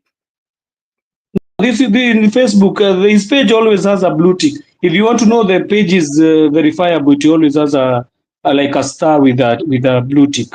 Yeah, and he has like 872K followers. Let me check. Right. I think 9.8K. What I'm seeing in my you're looking at him in Facebook. Yep. Yeah, he always has he's seated on a red the chairs red in color. Yeah, and on the background is facing the mountain. Let me see. 1 minute, please.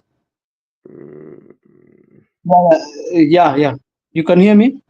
Yeah, I can Yes, hear you. yes. Yes, Okay. that one is the verifiable. Let me just. Okay, I'm now without. Okay, I read that. Throwing caution to the wind, heavily armed police officers and state-sponsored militia have stormed the home of our DCP candidate on Douglas Moxikonde in Narok Town and violently attacked him and his agents who were undergoing training. It is now clear that the plans to stuff ballot papers are complete and our agents are being intimidated to subvert the sovereign will of the people. This is an attempt to deny the people of Narok Town their constitutional right to elect candidate of their choice and to force the UDA candidate upon them. I appeal to the Narok people town to stay calm and turn out to vote despite the yeah that's despite many hurdles being placed on our way. So that is according to Rigathi Gachagua handle like 15 minutes ago. So that is also developing issue. But now You know what there is something that Brother Ben has said that and remember Ruto is out of the country. You know one thing that happened, you know me, I always feel something and I always watu wanasemanga si ni kama semagi kitu. I went to Facebook and I pointed out when they said Ruto has left the country, and I said that maybe he's leaving the country because he knows what is going to happen next. Because you see, even at the time there was an invasion of Uhuru Kenyatta farmland and Northlands, and there was an invasion for the late Raila Odinga company Spectra. Ruto flew out of the country. And anytime there is going to be something like this, which has this become attention, he always flies out of the country. And I'm telling you, I don't feel in my gut. I don't feel something good coming.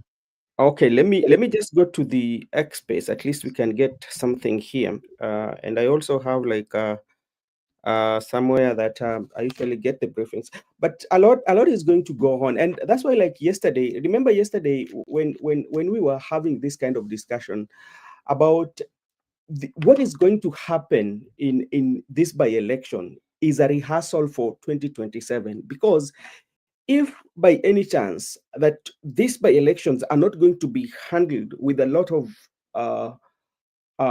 seriousness and with giving the outcome and the reflection of the people, it tells you what is going to happen in 2027, because this is a rehearsal.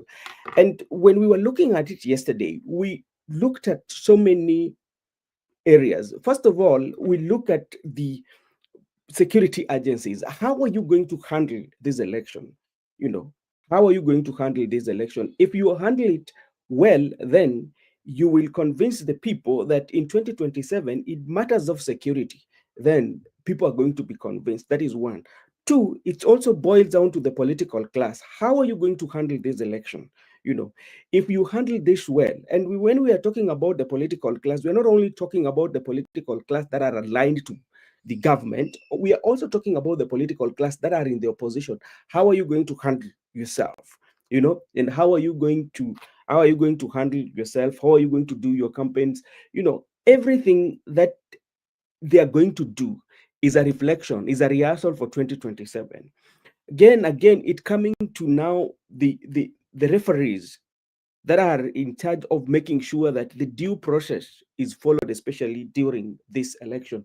And from the look of things, without reasonable doubt, to me, I feel for a fact that to some extent, the IBC that are in place today, I cannot give them, I can even give them 2/10 based on what has happened, on how they've carried out themselves. Because this is from the time, the due process, especially when to declare or when to clear a person to run for uh, an elective seat. You've gotten a letter. What happens? You still go ahead, despite the evidence, documentation that you have that say that this person is a red flag. That is one. Secondly, even after 48 hours that has been given by the election, that 48 hours you should not go on campaign, we still see people lining up are being given what tokenism to sway their thinking on how they should vote.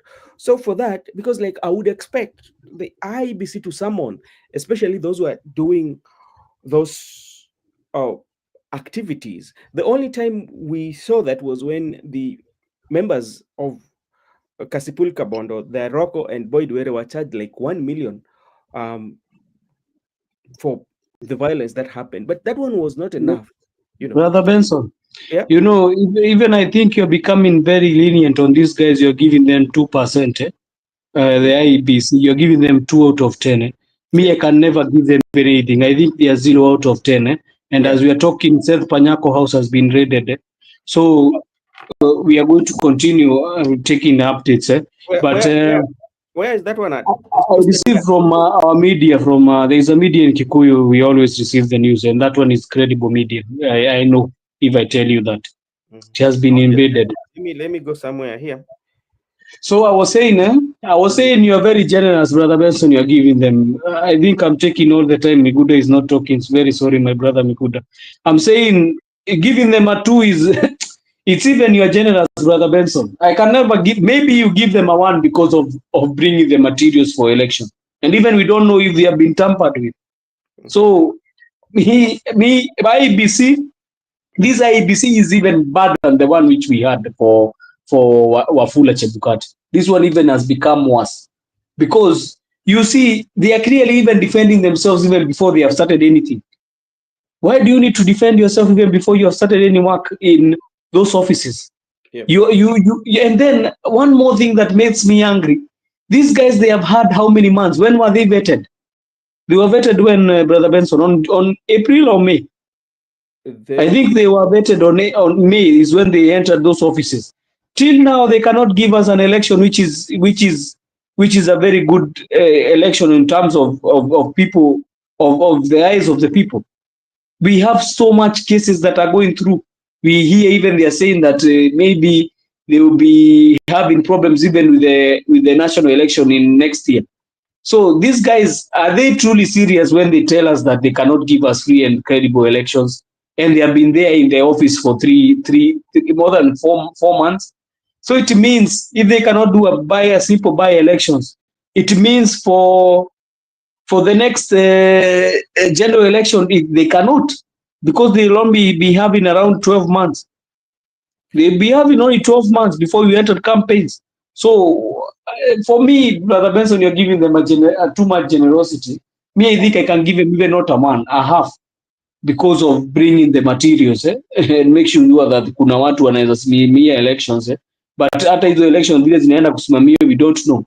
These guys, they seemed, some of them seem party lines. Yesterday I saw some people talking about Malava. There was a manager for elections, the name was Rono. People walikuwa na shida sana, watu walikuwa wameleta shida sana jana. So I was checking. Okay, this is I'm on Facebook. Miguda, before you come in, I'm on Facebook, and this is what Seth Panyako Livondo he's accusing the president here. This is, I quote Livondo, I quote Seth Panyako. This is his Facebook page. He's not verified. I don't know whether this is his Facebook page. Can you Miguda or Joseph, can you check his Facebook page, because I'm seeing here in his Who sells Panyako? yeah, is written as Hon Seth Kaku Panyako. He has 57K followers, and he's some 31 minutes ago here. I quote, "Livondo and William Ruto sent you to kill me. I thank God that I trust the only mistake I made was to make Ruto president." Ki, ki, Kideke inside press. Then there's also another one he posted like 1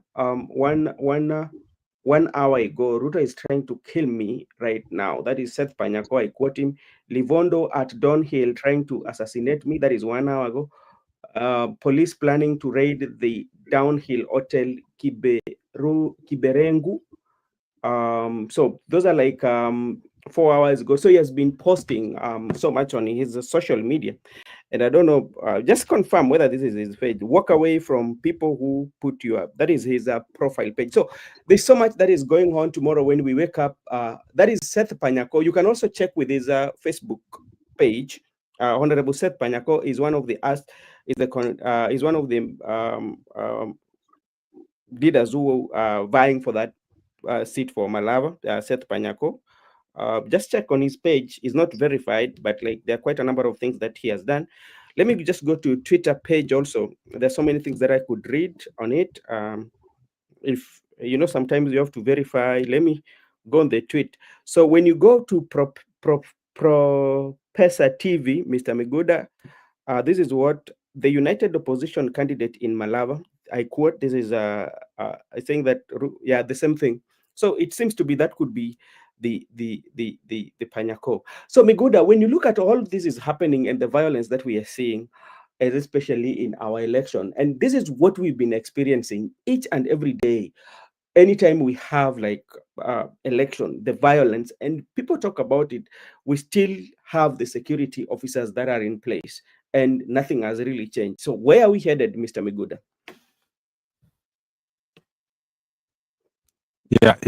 Yeah. Thank you, Brother Benson. Someone has also commented on your phone, the phone you are using. And also, you have a nice phone. That time I was with you, I was having that phone on my hand, and I also had the similar opinion. So it is true. I've been commenting about it even when we are offline. And I had Thank you so much, everyone. Who commented that? Thank you so much for that. Actually, you know what? When I was with you, I told you about that phone. Now you have realized it's true. The phone is so. This is Motorola. It's a good one. It's a Motorola. Thank you so much, and thank you so much. I did not see that. Sorry for not seeing it. Yeah, okay, so I just want to say, the good thing is that some of us have this intent that we have been privy to them, and before we have also been victims of the same. So the part of it is that we understand. The good thing is that we know everything.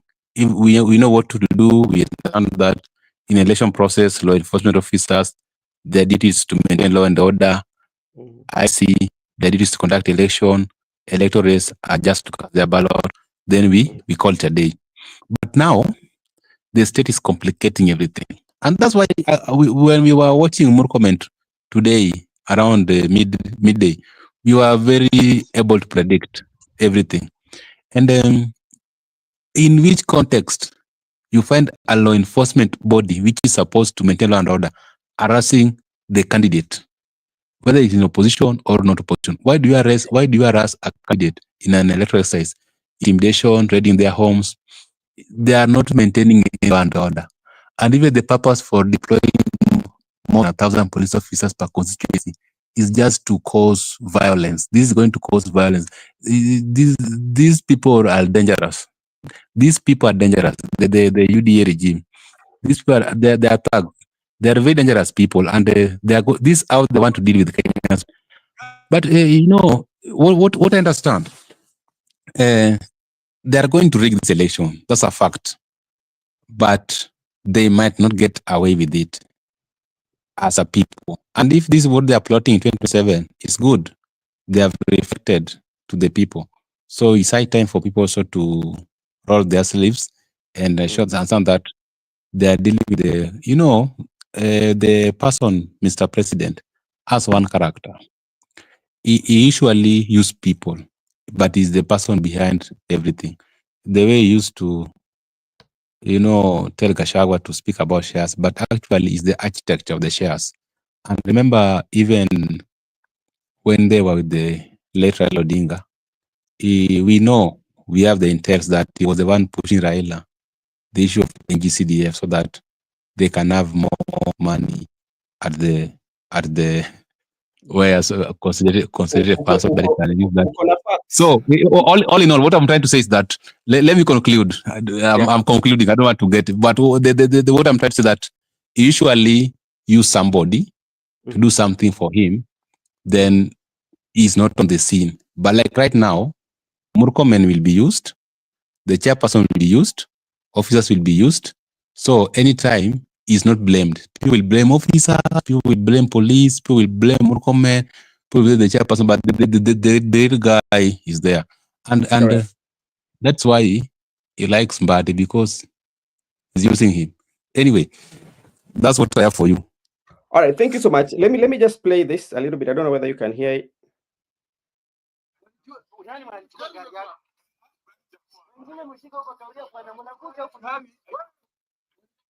This is I think this is one of the guys who are on the other side, and from who went to Panyako's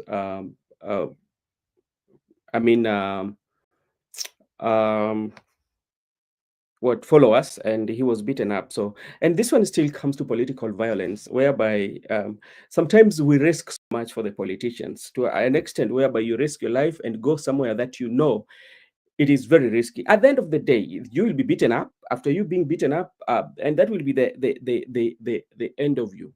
Okay, now there's also something that is quite much interesting, and I ought to have started with it. And this one will be tied, especially, we will talk about the Kasipul Kabondo. The family of the late Albert Ojwang demand arrest of Eliud Lagat. And this one was carried in one of the papers, and remember how the issue about Albert Ojwang, was handled, including extent whereby the Homa Bay governor went ahead and decided in the construction of the house of the Ojwang's father. And now the family of late, now they are coming back. What could have happened? Because we thought everything with the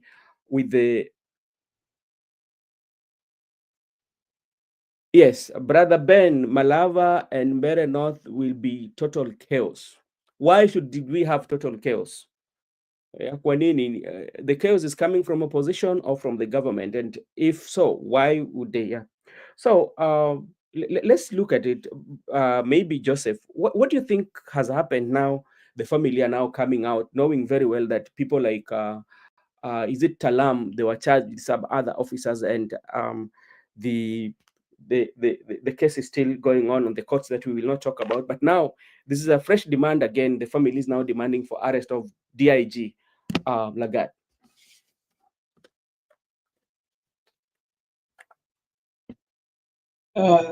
Thank you, Brother Benson, for that question. I think the father of Ojwang, you're talking about the father of Ojwang, no? Yeah. Yeah. I think when people wanted to fight for the justice of his child, he backed down, and that is where the true problem came out. Because people were totally ready, even the Gen Zs were totally ready to fight for the justice of his son. But what happened? This Mzee, it seemed like he wanted to. I don't blame him. Maybe he saw now my son is gone. What else can I do? But in the eyes of people, Brother Benson, they judge you and they vindicate you at the court, and they vindicate and they send a very strong verdict about this man, and they said that it was all he went for money instead of the kid. So I think the problem is now when he's trying to look for justice, now he cannot find it, because when it was hot is when he could have found the justice.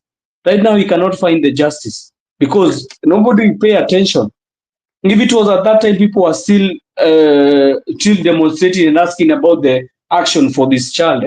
And the Mzee said that let's leave these whole things and let my son rest. So I really wonder what next now. What has made him change his mind? But I don't think right now he has an upper hand. Right now he needs to do what the government will tell him. He does not have any upper hand in that. There is nothing he can do because even if you go to court, you cannot prove that Lagat was there. You see, that's the issue. That's the issue. But if you had this, it's called what? This public outcry, Lagat could have gone.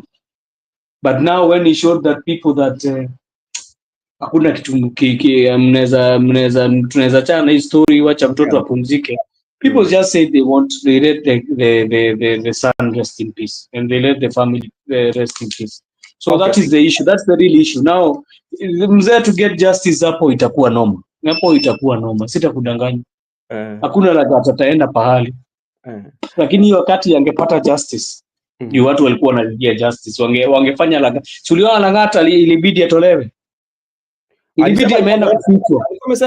Pale niliona barua nyingine ilikuwa nasema kwamba alikuwa ameenda likizoni. Si likizoni, alikuwa ameona ni kunoma, akaambia kwanza utabidi kwanza usimame kidogo. Na watu kama si mzee, watu wangeendelea na hiyo push. Huyo jamaa angekuwa ametolewa. Lakini sasa mzee niliona ni kama amecompensate kwa kitu. So akasema hiyo mambo ishi. Sasa hiyo mambo ya Ojwang, let him rest in peace. The way mzee told us.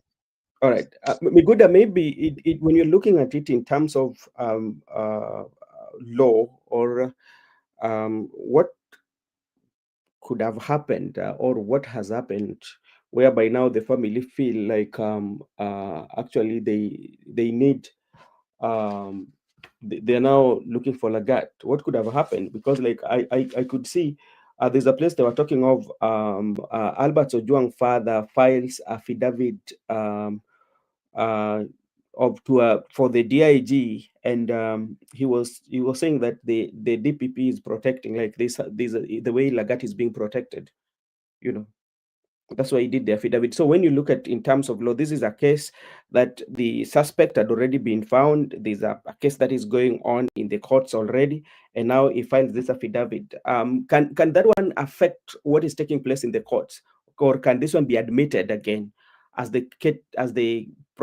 judicial processes continues? Okay.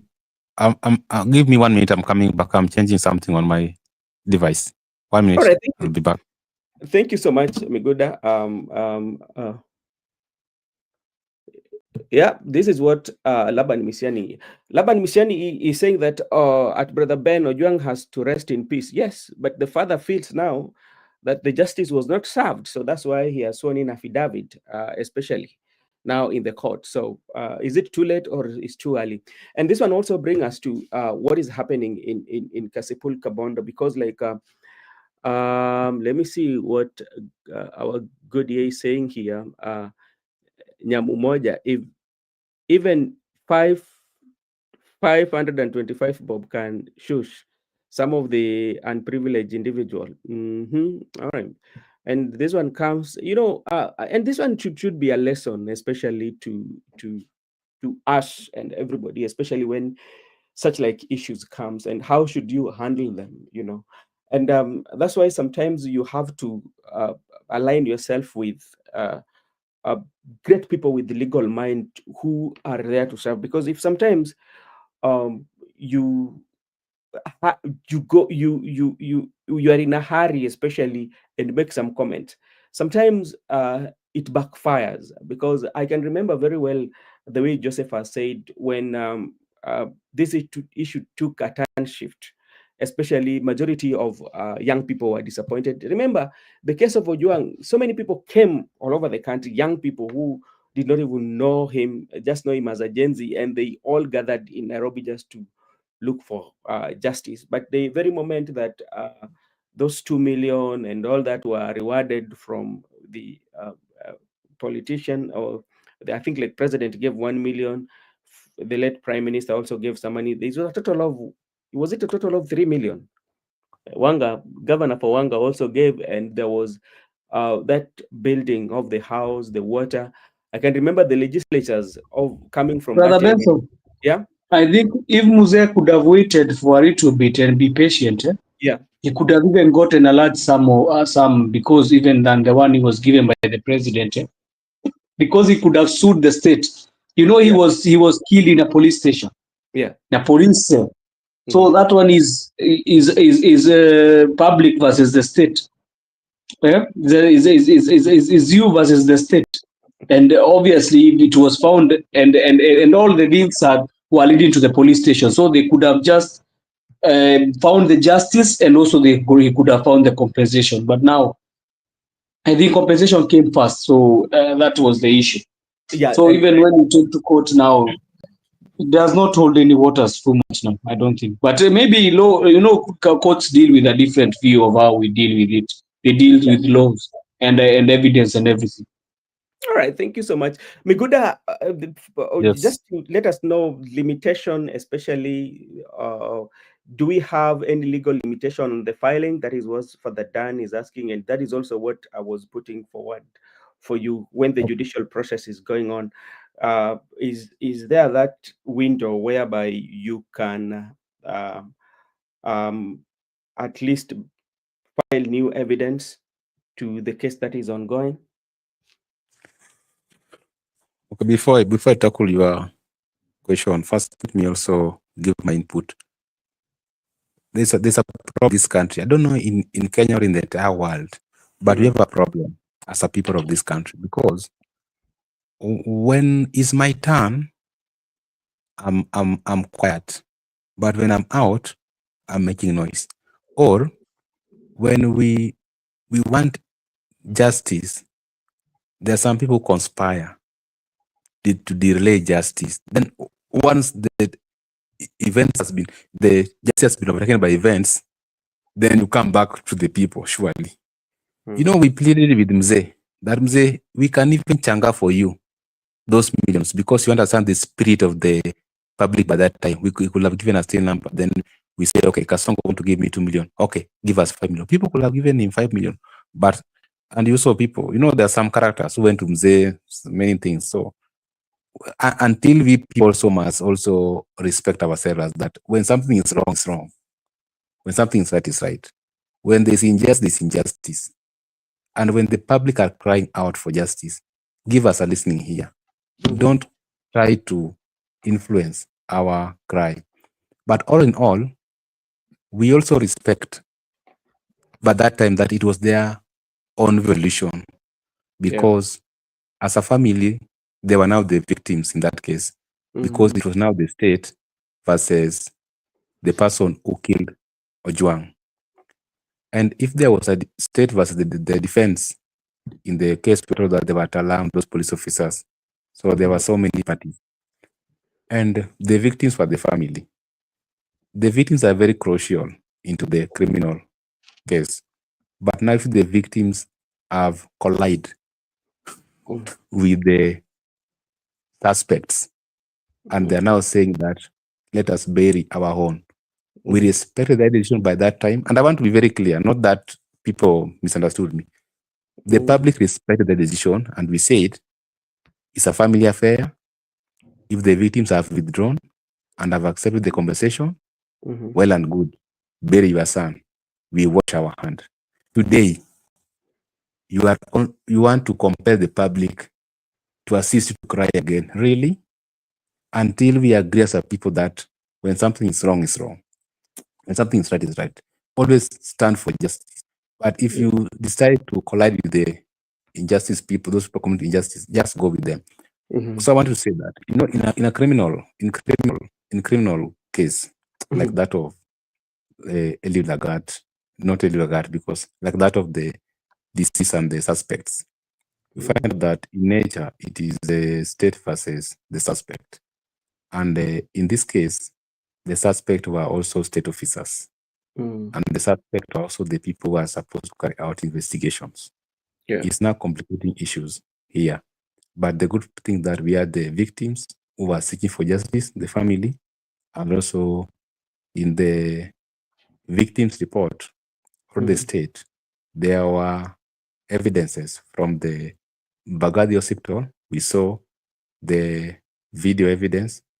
The young boy was brought already dead, and it was contradicting the statement by the suspect that actually he was brought there alive. And also we got the report from the people carried out autopsy, the pathologist, who told us that he was strangled, he was beaten. It was very clear that the boy was, they did all sort of those issues. So when you are instituting a lawsuit, in this case, now is a criminal in nature, and this now the state whereby after the investigative agencies have done their part, they have given the report to the ODPP. ODPP now must go to the court. By the time you are making a filing at the court, already you have seen that you have done your due diligence and the case is going on. But you find out that already the victims, they have like hide or they have like withdrawn. But when the victims have withdrawn, you have allowed the case to proceed. So as the case is proceeding, then you want to find another maybe compelling reasons why you should be granted justice. You know, that is what the court will quash out, and the suspect team will argue that we were brought here based on the initial charges. Yeah. The added charges right now is not why we are here. So you have to initiate a new lawsuit with that added filing. So as per now, we are dealing with what we have. As per that time, Ojwang was killed, and up to now, because already people like those suspects, some of them have been detained, some of them have been have not reported their work, some of them have also been attending court. So if you want to, you have to introduce a new lawsuit initially. So it's up to them to take another route. But as now, we are dealing with what we have by that time initially. And so remember the principle of criminal law, the principle of criminal law, that it should be the standard of proof should be beyond reasonable doubt. And when the standard proof should be beyond reasonable doubt, that's why I never called like that in my statement. Because as things stand right now, we want to find out the actual person who take action to kill the late deceased Ojwang. Because Lagat must just be a complainant at the headquarters. Then when those officers went and they picked him, so the person who killed, who strangled Lagat, that is the perpetrator. So we have parties there. We have the perpetrator, we have the counselor, we have the abatee, the person who assists the person who assisted the perpetrator, we call them the abatee. The person who crafted or plotted is called the counselor, and the actual person who committed the crime is called perpetrator. So they are going to be charged differently and convicted differently based on the role which you carried out during that time up to now. But morally, I wanted to argue morally, if we knew very well what happened, we could not have collided with the state for the circumstances. Then later, we are bringing back another file and also bringing pressure. No, that is very wrong. That's very wrong. You need to have been clear from the word go up to the very end. If you have withdrawn as a victim, therefore, remain silent and allow the current case to be concluded conclusively, then you keep off. Not that you are now bringing in new added demands to the case. That is very wrong morally. And also when it comes to determination, judges are also mandated to decide based on the moral principles, based on the school of thoughts. So judges can also make a ruling based on moral principles or based on the school of thoughts. So it's up to the judge to make that decision determination depending on the nature of the case. So the good father should just, the very way the public decided to let the young man rest in peace, let him just withdraw the way as he withdrew and allow the young man to rest in peace. This complication of things will not make the public to trust you. All right. Thank you so much. I can see Makobura. How are you doing?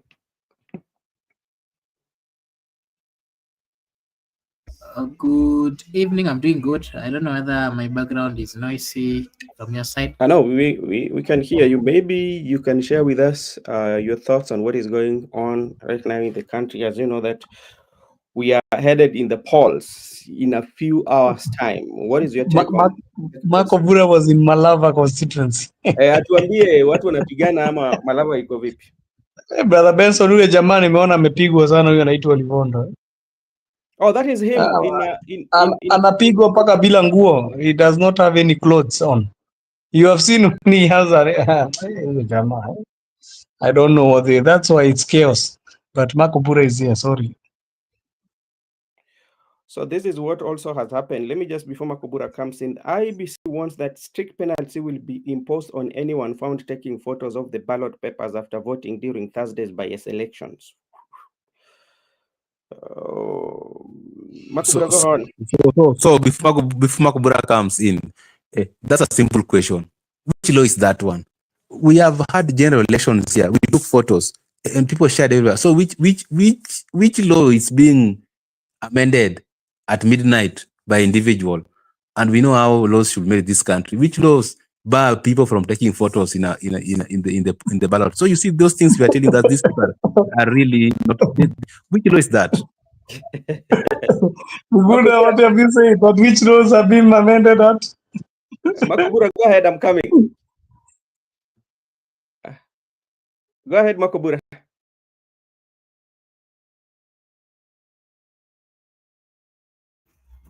Makobura. Okay, thank you so much. I'm here. Yeah, so first allow me to acknowledge the presence of Joseph Miguda, not forgetting the host, Brother Benson, and our good viewers, our good listeners. Of course, I can see good here. I saw Father, I saw Laban, I saw Shaima, I saw Brenda, I saw Nyamumoja, amongst others. I want to take this opportunity to really appreciate the fact that you've always been here with us and you've supported us in one way or another. This is Brother Benson Media, and over here we say that your opinion counts. And on the question that I've been asked to give my opinion on is, of course, the ongoing elections in the Republic. I mean, the by-elections which are going on in the Republic of Kenya. And I want to say that this match that we are seeing coming out, a typical reflection of Kenyan lifestyle and a typical reflection on how elections are taken serious or how they're viewed. We've seen a lot of politicians coming out to give out their best. They're giving their best in the sense that some of them are using the entire, the force, the money, and all those things just as a way of fighting to ensure that they get the position that are being sorted for. And I think we have gotten to a point where nowadays leadership or these particular positions are seen as avenues of getting wealth, because the level at which people are fighting to gain or to take charge or to lead, whether in the political environments or whether on the elective positions, is really getting too high. And to me, they are getting out of hand because they have forgotten the mandate of leaders. They've forgotten the mandate of the positions that they are, the role that they're supposed to be playing in the positions that they are looking for. But instead, what they are currently doing is they are looking for these positions as a way of defending themselves, as a way of enriching themselves, as a way of building a circle of political or rich friends. That is what the current view on politics is. And it is also changing the narrative, because today in the Republic of Kenya, the political class are not really looking for positions to save or to assist the suffering people of Kenya, but they are looking for these particular positions as a way of defending or assisting them, I mean, helping themselves. The main intention why people get into politics today is not as what used to be. It is not what we understand with the term leadership, or somebody who is going to look for a leadership role. Today, we are seeing situations where people, I mean, leaders who are supposed to be taking care of the citizens are the ones who are coming out to even care. I mean, in the quest for these particular positions, whoever they find on their way, trying to stop them. Some of them are being crushed, some of them are being killed, and this is not a good thing at all for the people of Kenya. So we need to go back as a people and get to understand what really does it mean for someone to be a leader. Are we giving people opportunity to lead, or we are giving them opportunity to enrich themselves? That is part of things that we need to analyze as a people. Maybe Joseph or Miguda, you can give me the next question that maybe you guys gave your opinion and you needed to hear my side as well.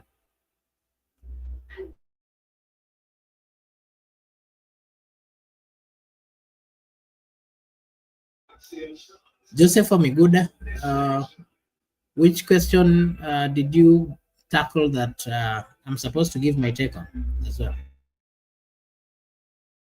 We were talking just general things, Marco Bura. We were talking about the happenings of the day, and you see, we have been receiving news from every sources now indicating that things are not going well as they seem, because if you hear police and goons raiding certain candidates at night, it's very horrifying. So we were talking about how is the readiness of IBC and how they have been conducting all these kinds of how they have been conducting themselves till now, and how do you see the election will go tomorrow? Do you see IEBC delivering free and credible elections? My take, I'm just giving my opinion, and I would not really go for long because I know the Arsenal fans are somewhere waiting to see or to watch. I can hear you are hearing the ball. I can hear the music of UEFA Champions. It's where I am, so that's why I was finding it a little bit tough because of the noise behind. So allow me to give my take, and then maybe I'll not go. We can call it a day. What we expect tomorrow, we are expecting an election in different constituencies or wards.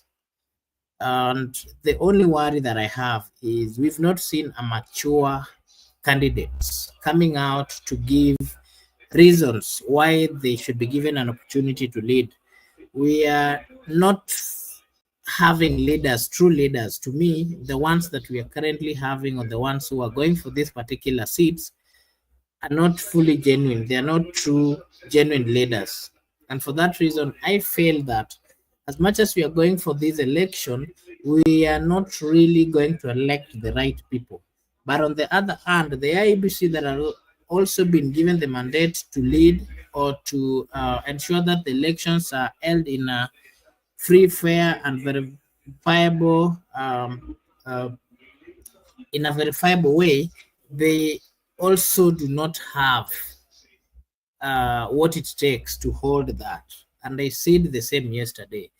My worry is the IEBC is compromised. Compromised in the sense that the selection, how it was done, the narrative that has been, that has always been in the Republic, the thinking of the people, one thing that I like about the people of Kenya is that when they start doubting about something, you know, they are relatives of these people, and partly they get to know, they get to understand. When you see Kenyans talking about certain things, they have some genuine reasons why they're doing so. And for that reason, personally, the elections that we are going to have are already compromised. We are not going to get a free, fair, verifiable election, but we're going to get an election that has been uh, um, that has been midwife. Let me use that term.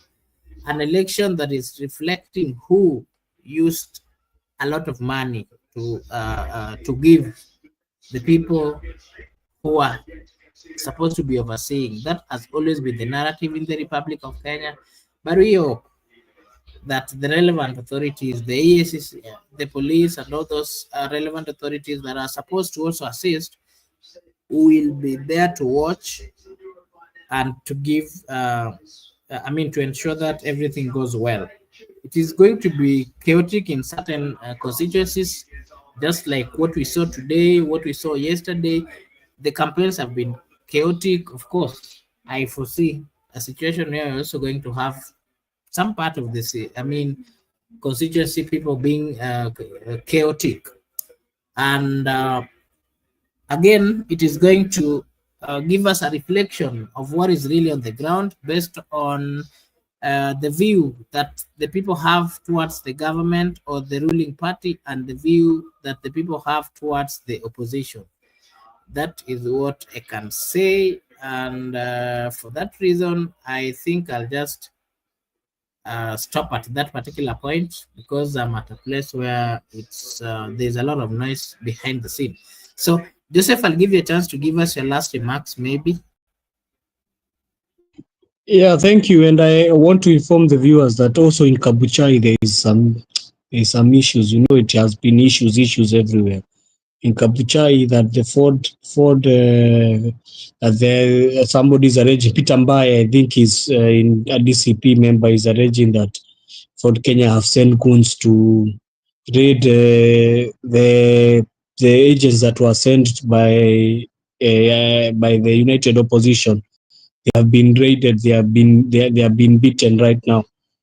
So these are things that are going to still happen, and it's a difficult time, because I don't think, I saw good here saying that anataka kuombea kukuwe na amani, lakini sioni kukiwa na amani yoyote. Kama hivi ndivyo mambo itaendelea, kesho sioni amani yoyote, na hata si kesho tu, even tomorrow night, because that will be there, the counting of the votes. So I hope you are going to go and watch the match. I'm going to be following up the updates here, because now today it means watu wamekataa kulala.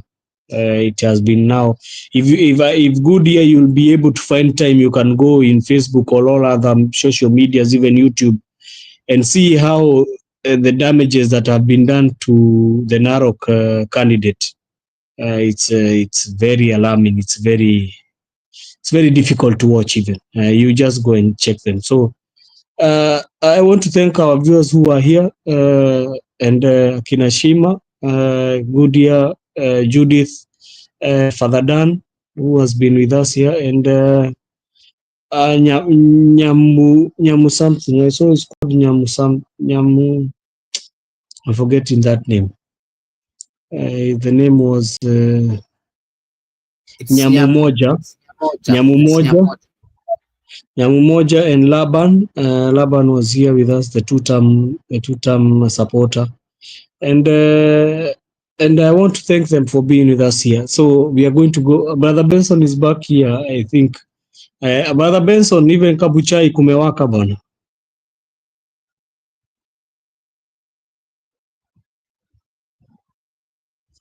What's happening in Kabuchai? They have sent goons to go and beat up the people who are sent, like the agents of United Opposition. So it is a night of long knives. You heard that one, which was there before, the night of the long knives. Yeah. So that is what I was explaining to Marco Bura. what for now, what we can really say based on the perspectives that we were talking about, from the people themselves to the agencies to IEBC to the other stakeholders, I think this is going to be one of the worst, especially, and this is a rehearsal for 2027. If like only 24 by elections we are experiencing thing, what about now the major the general election? So which means it's going to be worse than this. So that is something that now we have to get prepared of. If only now the agencies and even the IBC, if they don't take stock of what has happened and try to change, then that is the recipe that we are going to see. And I'm not talking from here. So this is people who are from DCP, because I was checking in the page of Dr. Peter Mbai. I think you know him. He always wears glasses and comes to shows. Yeah, and I think even other members have started even posting it right now. For that, those things, even if you go to the page of Dr. Peter Mbai, you'll see how the damages that were done. And it's horrifying. You can still even hear some voices there back. It's like they want to come again. So today even is a rehearsal, Brother Benson. Kesho sasa wakianza kuhesabu sijui, mi naombea tu nchi yangu juu kesho sasa hakutakuwa kuzuri. Mimi siombei mabaya, lakini kesho sioni. No, we will actually tomorrow we will be here and we will be getting those briefs from the internet, and we will be keeping everyone updated, especially to check from all the social platforms of the DCP, the government, the ODM, and we see what is taking place, especially in various areas. Makobura, you are almost closing, right? Yes, because I'm not really having a good noise from the background. There's some people watching some game here. All right. Thank you so much, Makobura. And maybe you can just close. Then tomorrow we'll come early, Joseph. I don't know how your schedule will be, but we will be here so early tomorrow. Okay. All right. You can just close. Thank you. Brother Benson, thank you. I think tomorrow I'll be covering the whole my elections from morning. All right. I think tomorrow I'm not engaged. I released my plans for tomorrow. I cleared my schedule tomorrow because I need to fuatilia what I think. Even I'll fuatilia it even tomorrow night, that I know what is happening. Unajua mimi niko mekaribia sana Embu, and I'm seeing that they are saying the roads in Embu will be closed. So kama Embu kinaanuka, unajua mimi niko na watu huko, so all right. lazima kwa tukiangalia. Goody, I will let you know. I'm going to text you. Okay, Makobura, go ahead. Okay, thank you. Allow me to also acknowledge Jeff Saikona. Jeff Saikona naona anasema I'm watching Arsenal. Last time I said I'm not a fan, Arsenal fan, but I'm a Man U fan.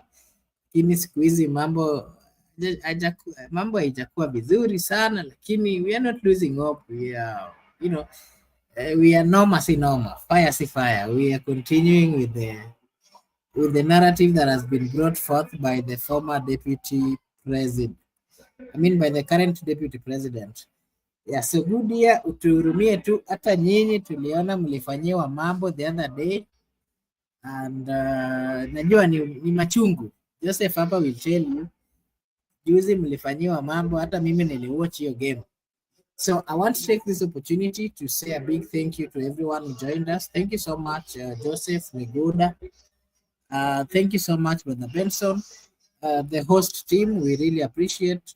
And not forgetting those who have supported us. Good year together with everyone at the comment section. Thank you so much. And we really appreciate the fact that you've taken your time. This is Brother Benson Media. Joseph, you want to say something?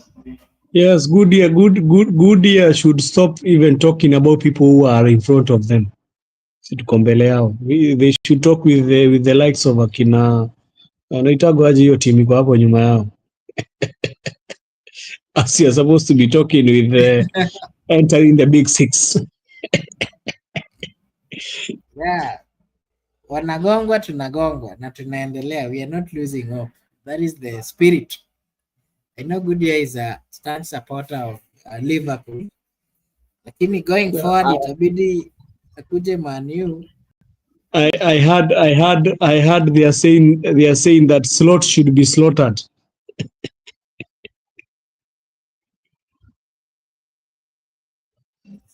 But Goodyear will slaughter you. Goodyear will slaughter you. Anyway, thank you so much. We really appreciate it. I want to take this opportunity to wish you all a blessed night, a blessed morning, a blessed afternoon, a blessed evening from wherever you're watching us from. This is the Betson Media, and here we say your opinion counts. Thank you so much, and may God bless you. See you again tomorrow.